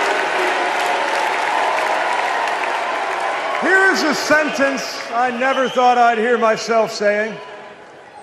I'm Pete Buttigieg, and you might recognize me from Fox News.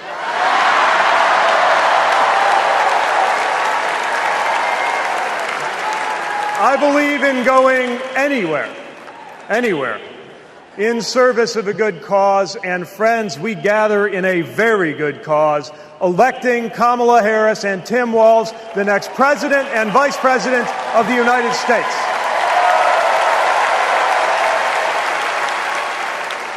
The choice could not be clearer. Donald Trump rants about law and order, as if he wasn't a convicted criminal running against a prosecutor. As if we were going to forget that crime was higher on his watch. Talks about the forgotten man, hoping we'll forget that the only economic promise that he actually kept was to cut taxes for the rich. And don't even get me started on his new running mate.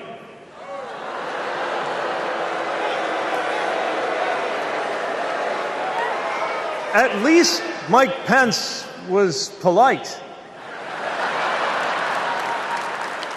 J.D. Vance is one of those guys who thinks if you don't live the life that he has in mind for you, then you don't count. Someone who said that if you don't have kids, you have, quote, no physical commitment to the future of this country. You know, Senator, when I deployed to Afghanistan, I didn't have kids then. Many of the men and women who went outside the wire with me didn't have kids either. But let me tell you, our commitment to the future of this country was pretty damn physical.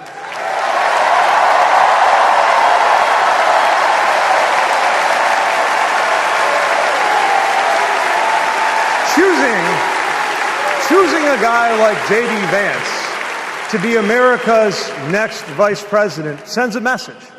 And the message is that they are doubling down on negativity and grievance. Committing to a concept of campaigning best summed up in one word: darkness. Darkness is what they are selling. The thing is, I just don't believe that America today is in the market for darkness.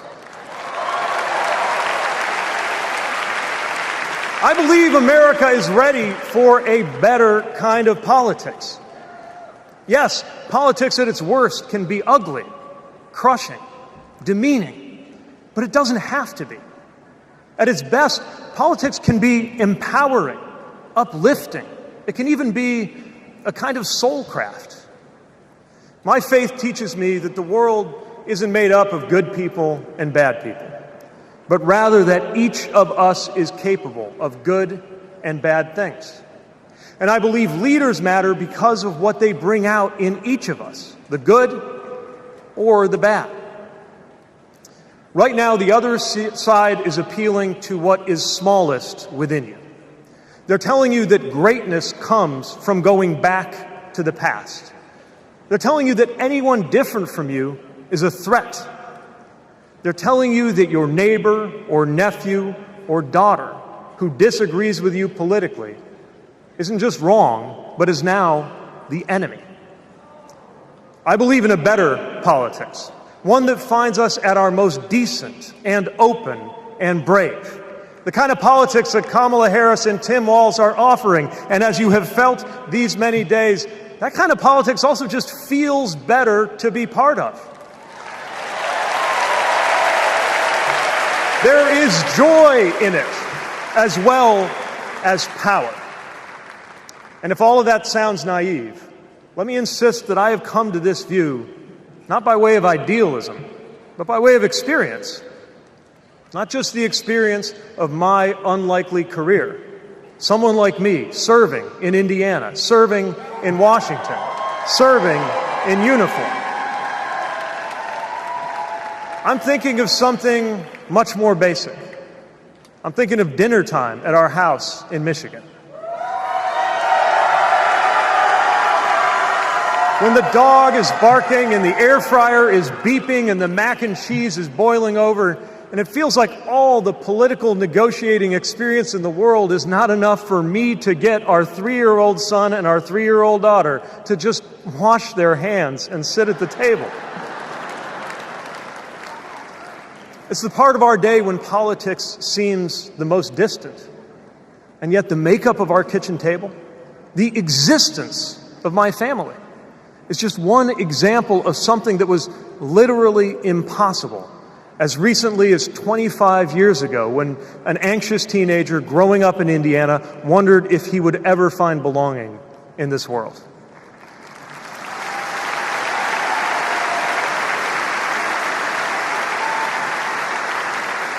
This kind of life went from impossible to possible, from possible to real, from real to almost ordinary in less than half a lifetime. But that didn't just happen. It was brought about through idealism and courage, through organizing and persuasion and storytelling, and yes, through politics, the right kind of politics, the kind of politics that can make an impossible dream into an everyday reality. I don't presume to know what it's like in your kitchen, but I know, as sure as I am standing here, that everything in it, the bills you pay at that table, the shape of the family that sits there, the fears and the dreams that you talk about late into the night there, all of it compels us to demand more from our politics than a rerun of some TV wrestling death match. So this November, we get to choose. We get to choose our president. We get to choose our policies, but most of all, we will choose a better politics. A politics that calls us to our better selves and offers us a better everyday. That is what Kamala Harris and Tim Walz represents. That is what Democrats represent. That is what awaits us when America decides to end Trump's politics of darkness once and for all. That is what we choose when we embrace the leaders who are out there building bridges and reject the ones who are out there banning books. This is what we will work for every day to November and beyond. So let's go win this. Thank you, Democrats. Thank you.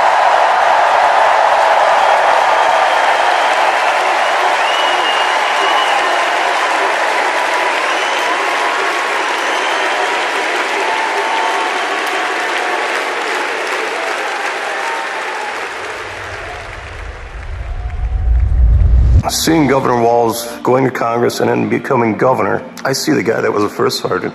I see a guy that's full of energy, always busy. And like he says, you get enough time to sleep when you're dead. I first met Governor Walz and Congressman Walz when I was transitioning out of the Marine Corps, going back to school. He really wanted to know what the experience was of those that were actually using the GI Bill and how it could be improved. It seemed to be a continuation of focus on improving the lives of veterans. Governor Walz in our unit always would say his catchphrase was, "We'll get it done." And we always did. The way I've seen him carry himself over the years in Congress and the way he works for veterans, there's no excuse making, there's no scapegoating, it's just accomplish the mission. Governor Walz has been that way and always will be that way. Having Governor Walz on the House Veteran Affairs Committee was instrumental in getting the post 9/11 GI Bill not only introduced, but also passed. When Governor Walz wants change, it'll happen. Back to the Guard. We'll get it done.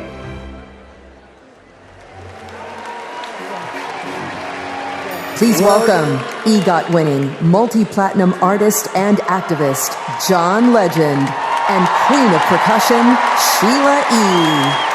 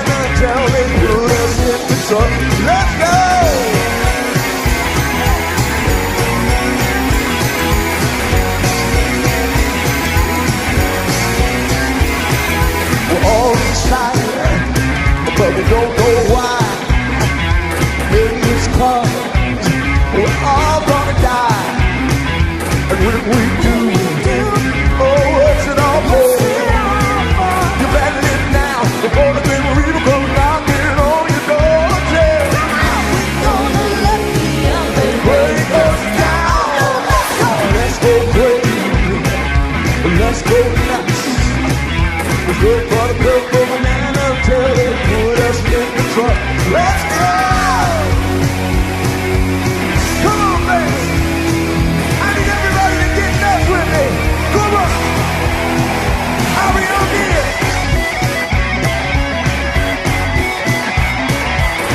Come on.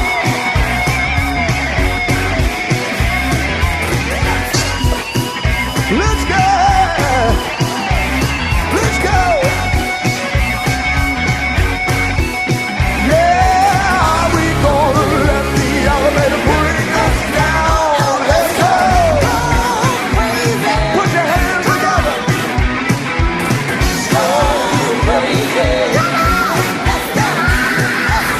Dynamic be alright. Make everything go round.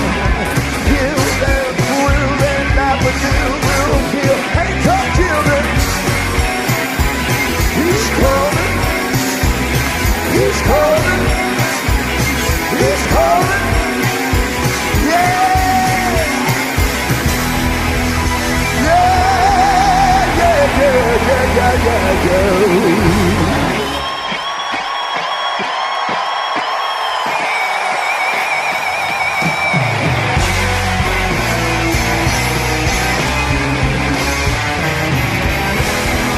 Let's go!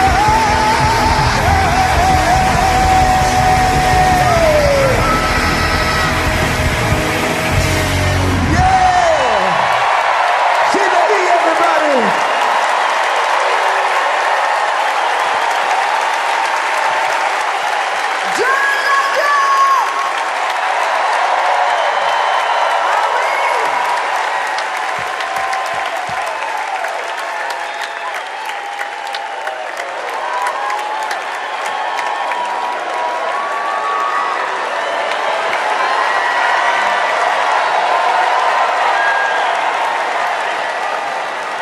That was incredible. I just want to say I feel so motivated after tonight. It's like never been more clear that if Kamala Harris and Tim Walz are elected this November, they're going to protect our freedoms. The freedom to read whatever books you want. The freedom to work one job and afford your rent. And Kamala Harris and Tim Walz will protect your freedom to start a family on your own terms. And if you ask me, that is something worth fighting for. So guys, let's do it. It's time. Let's nominate the next Vice President of the United States, Minnesota Governor Tim Walz. And to take us there, please welcome to the stage Minnesota Senator Amy Klobuchar.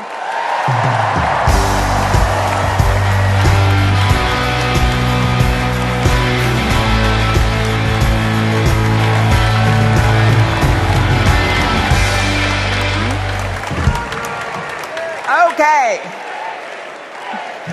that was a warm-up act. On behalf of the great state of Minnesota, where purple reigns, I stand before you in support of our next Vice President, Tim Walz. In Minnesota, we trust a coach who turned a team that was 0-27 into state champions.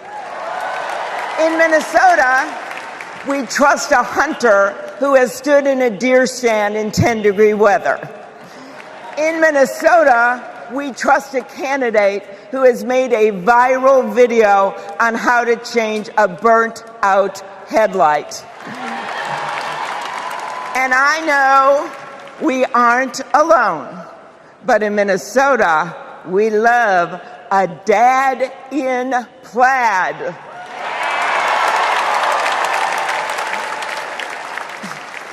So Tim and I go way back.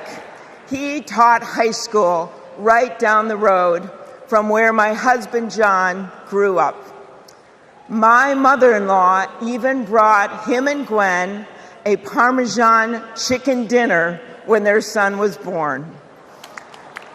That's what we do in America. We look out for our neighbors. Tim has been doing that his whole life. on the farm and in the factory, with his students and his fellow service members. And the truth is, that matters. Who better to take on the price of gas than a guy who could pull over to help change your tire? Who better to serve our nation than a guy who has served in uniform? Who better to find common ground than a guy with Midwestern common sense? A former football coach knows how to level the playing field. And a former public school teacher knows how to school the likes of J.D. Vance.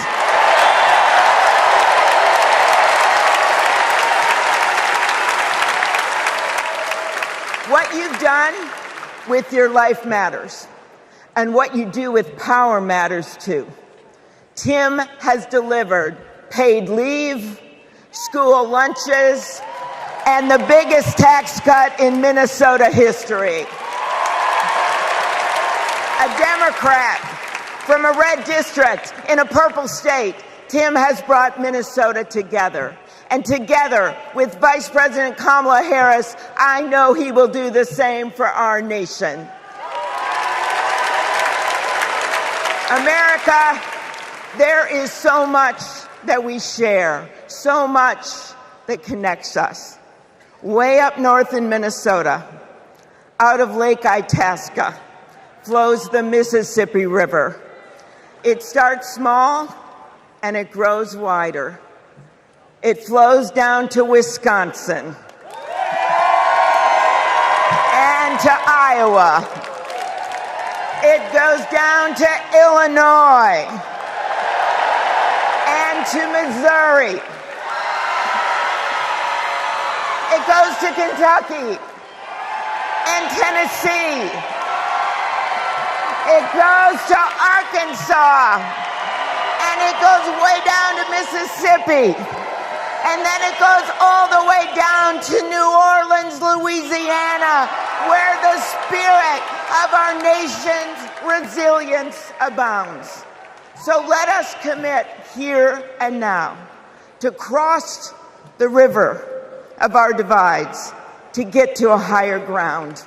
And let us join together to elect Kamala Harris and Tim Walz.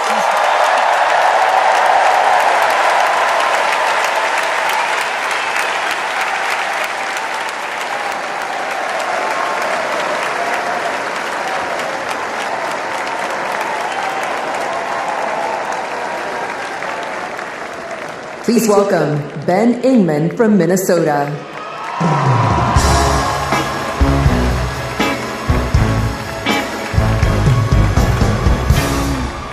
Tim Walz is the kind of guy you can count on to push you out of a snowbank. I know this because Tim Walz has pushed me out of a snowbank. I grew up next door to the Walzes in Mankato. Mr. Walz was also my geography teacher and my coach. Not for high school football, but for 7th grade basketball and track. So what was a high school football coach doing, coaching 7th grade basketball and track? Well, there was a kid in the high school who couldn't afford to pay for lunch, and he ran up a lot of debt. And Tim and Gwen decided they'd help pay it off. They started calling around the district to see if there were any positions they could fill to make a little extra money, and that's how he wound up coaching us 7th graders. That's right.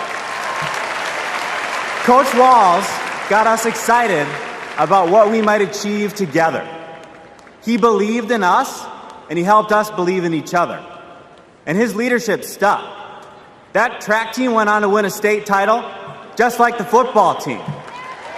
That's right. Speaking of which, come on out, Scarlets. Yeah.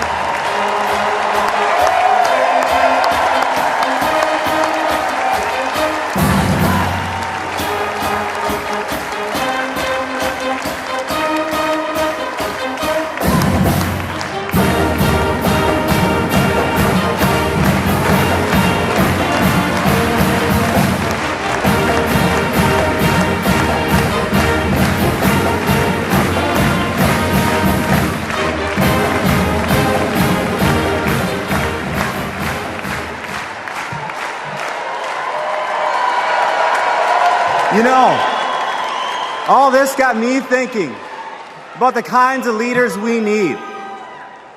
We want the people in charge to be genuine, compassionate, and trustworthy. The thing is, there are people in our neighborhoods who fit this description.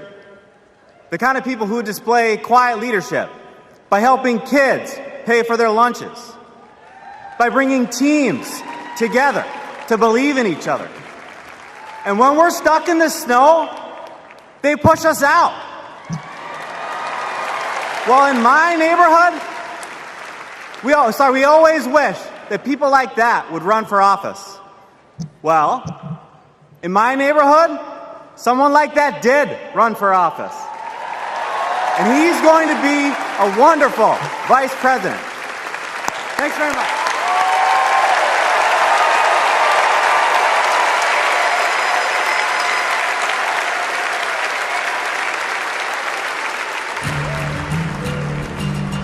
Out here in the wide open spaces, we are reminded of the values we share: a commitment to community, country, and standing up for what's right.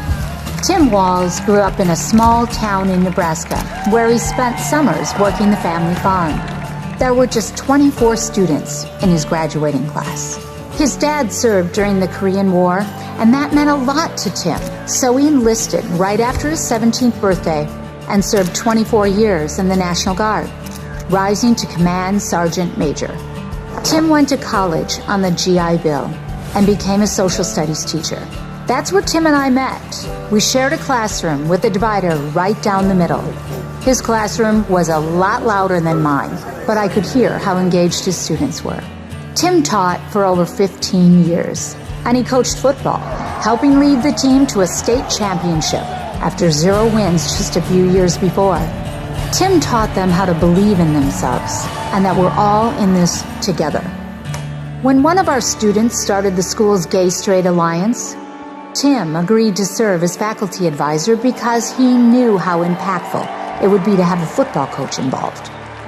He inspired his students, and he changed lives. He is just so joyful in everything that he does, but I think also standing up for, what he believes to be right, stands up to bullies. Then, Tim's students inspired him to run for Congress in southern Minnesota. Tim spent a lot of time working with Republicans, fighting to help farmers and expanding veterans' benefits. Whether it was in Congress or as governor, his focus has always been helping working people like those he grew up with. That's why he fought for the largest tax cut in Minnesota state history. Tim Walz was there for small businesses like ours. With the urging of Governor Walz, we were able to pass the Alex Smith Insulin Affordability Act, and it has saved lives in Minnesota. With Tim as governor, Minnesota is one of the best places to raise a family and one of the best states for business. Tim's a lifelong hunter and gun owner.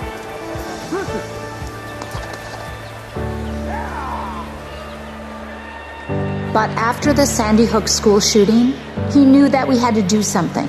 So he's fought for background checks and red flag laws. But of all the things he's done, Tim loves being a dad. We struggled to have kids, and fertility treatments made it possible. There's a reason our daughter is named Hope.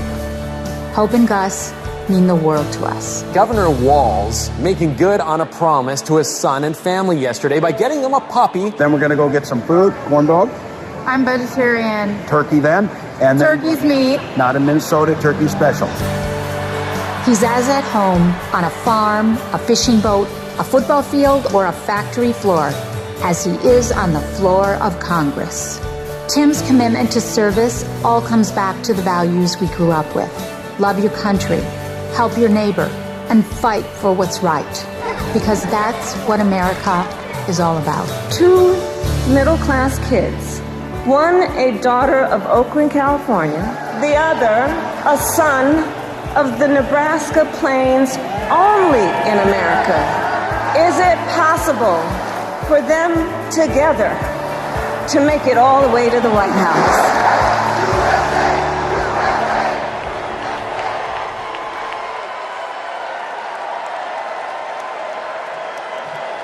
Please welcome the Democratic nominee for Vice President, Governor Tim Walz.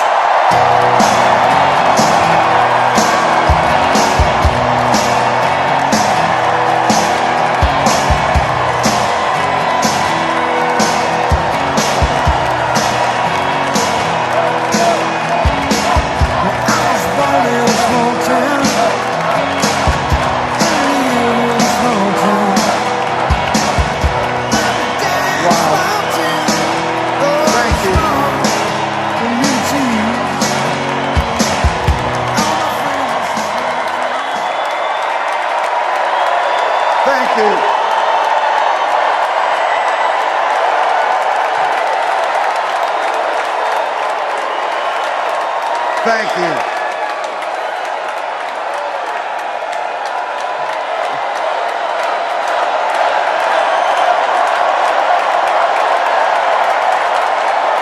Wow.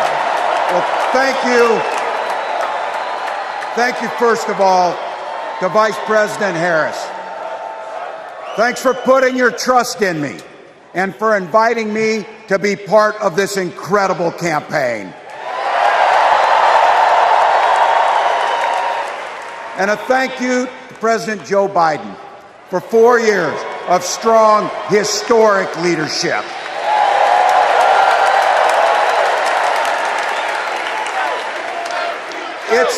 It's the honor of my life to accept your nomination for Vice President of the United States.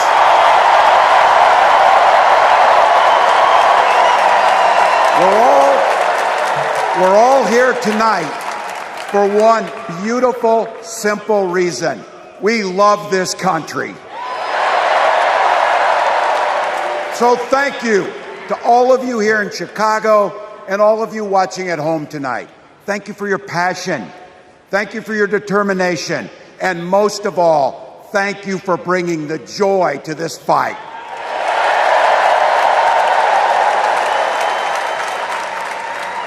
Now, I grew up in Butte, Nebraska, a town of 400 people. I had 24 kids in my high school class, and none of them went to Yale. But I'll tell you what, growing up in a small town like that, you learn how to take care of each other.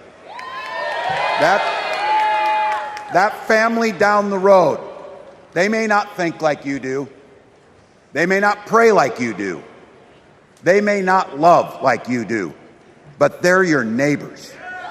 And you look out for them, and they look out for you. Everybody belongs, and everybody has a responsibility to contribute. For me, it was serving in the Army National Guard. I joined up 2 days after my 17th birthday, and I proudly wore our nation's uniform for 24 years. My dad, a Korean War era Army veteran, died of lung cancer a couple years later. He left behind a mountain of medical debt. Thank God for Social Security survivor benefits. And thank God for the GI Bill that allowed my dad and me to go to college, and millions of other Americans. Eventually, like the rest of my family, I fell in love with teaching. Three out of 4 of us married teachers. I wound up teaching social studies and coaching football at Mankato West High School. Go Scarlets! We ran a 44 defense. We played through to the whistle on every single play, and we even won a state championship.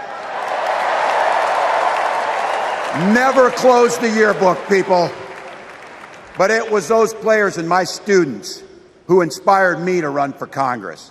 They saw in me what I had hoped to instill in them, a commitment to the common good, an understanding that we're all in this together. and the belief that a single person can make a real difference for their neighbors. So there I was, a 40-something high school teacher with little kids, zero political experience, and no money, running in a deep red district. But you know what? Never underestimate a public school teacher. Never.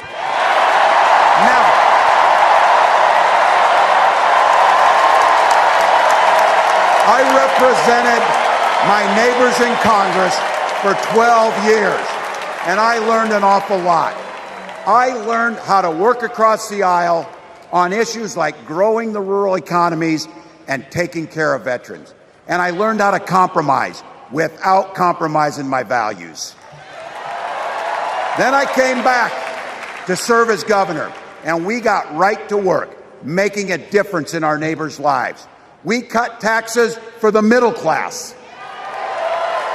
We passed paid family and medical leave. We invested in fighting crime and affordable housing. We cut the cost of prescription drugs and helped people escape the kind of medical debt that nearly sank my family. And we made sure that every kid in our state gets breakfast and lunch every day. So while other states were banning books from their schools, we were banishing hunger from ours.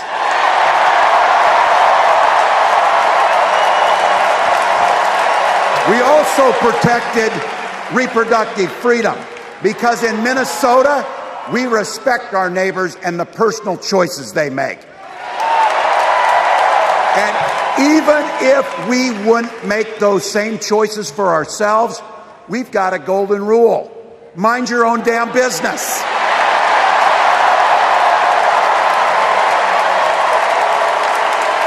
And that includes IVF and fertility treatments. And this is personal for Gwen and I.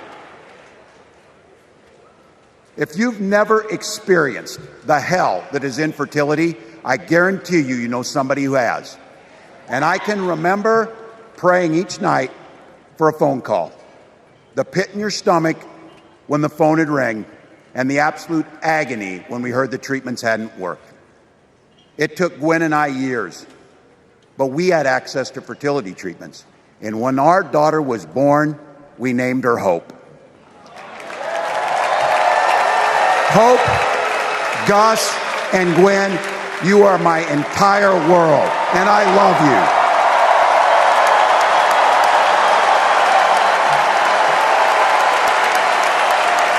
I'm letting you in on how we started a family because this is a big part about what this election is about. Freedom. When Republicans use the word freedom, they mean that the government should be free to invade your doctor's office. Corporations free to pollute your air and water. And banks free to take advantage of customers. But when we Democrats talk about freedom, we mean the freedom to make a better life for yourself and the people that you love. Freedom to make your own health care decisions. And yeah, your kids' freedom to go to school without worrying about being shot dead in the hall. Look, I know guns. I'm a veteran.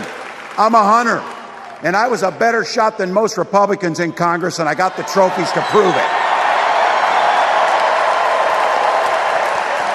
But I'm also a dad. I believe in the Second Amendment, but I also believe our first responsibility is to keep our kids safe.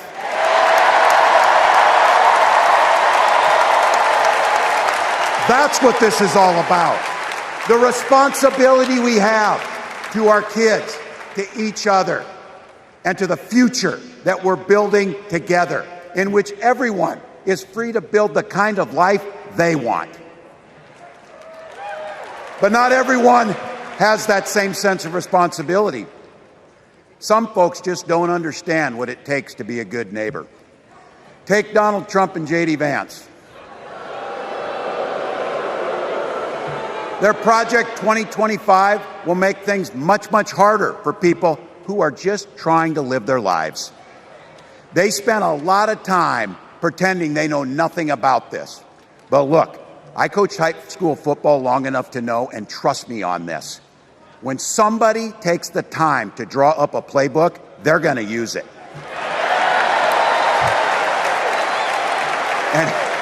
And we know if these guys get back in the White House, they'll start jacking up the costs on the middle class.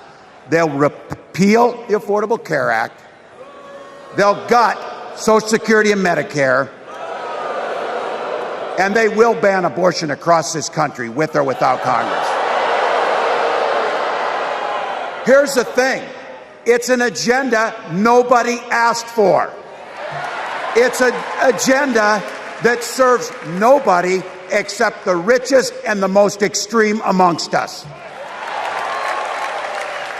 And it's an agenda that does nothing for our neighbors in need. Is it weird? Absolutely. Absolutely. But it's also wrong. And it's dangerous. It's not just me saying so. It's Trump's own people. They were with him for 4 years. They're warning us that the next 4 years will be much, much worse. You know, when I was teaching every year, we'd elect a student body president. And you know what? Those teenagers could teach Donald Trump a hell of a lot about what a leader is. Leaders don't spend all day insulting people and blaming others. Leaders do the work. So I don't know about you. I'm ready to turn the page on these guys. So go ahead. Say it with me. We're not going back.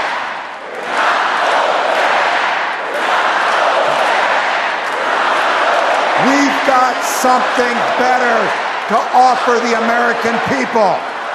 It starts with our candidate, Kamala Harris. From her first day as a prosecutor, as a district attorney, as an attorney general, as a United States senator, and then our vice president, she's fought on the side of the American people. She's taken on the predators and fraudsters. She's taken down the transnational gangs, and she stood up to powerful corporate interests. She has never hesitated to reach across that aisle if it meant improving your lives. And she's always done it with energy, with passion, and with joy. Folks, we've got a chance to make Kamala Harris the next president of the United States.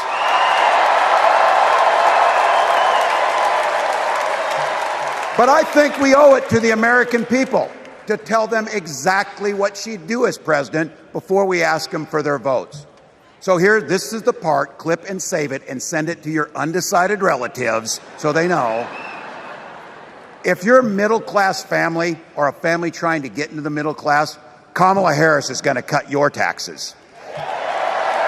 If you're getting squeezed by prescription drug prices, Kamala Harris is going to take on Big Pharma. If you're hoping to buy a home, Kamala Harris is going to help make it more affordable. And no matter who you are, Kamala Harris is going to stand up and fight for your freedom to live the life that you want to lead. Because that's what we want for ourselves, and it's what we want for our neighbors. You know, you might not know it, but I haven't given a lot of big speeches like this. But I have given a lot of pep talks. So let me finish with this, team. It's the fourth quarter. We're down a field goal, but we're on offense and we've got the ball. We're driving down the field. And boy, do we have the right team. Kamala Harris is tough. Kamala Harris is experienced, and Kamala Harris is ready. Our job Our job for everyone watching is to get in the trenches and do the blocking and tackling.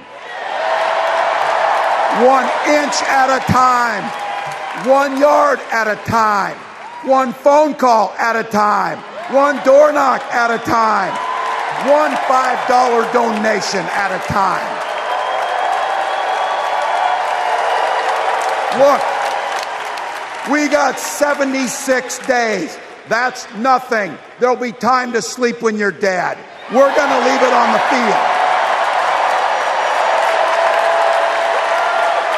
That's how we'll keep moving forward. That's how we'll turn the page on Donald Trump. That's how we'll build a country where workers come first. Healthcare and housing are human rights. And the government stays the hell out of your bedroom.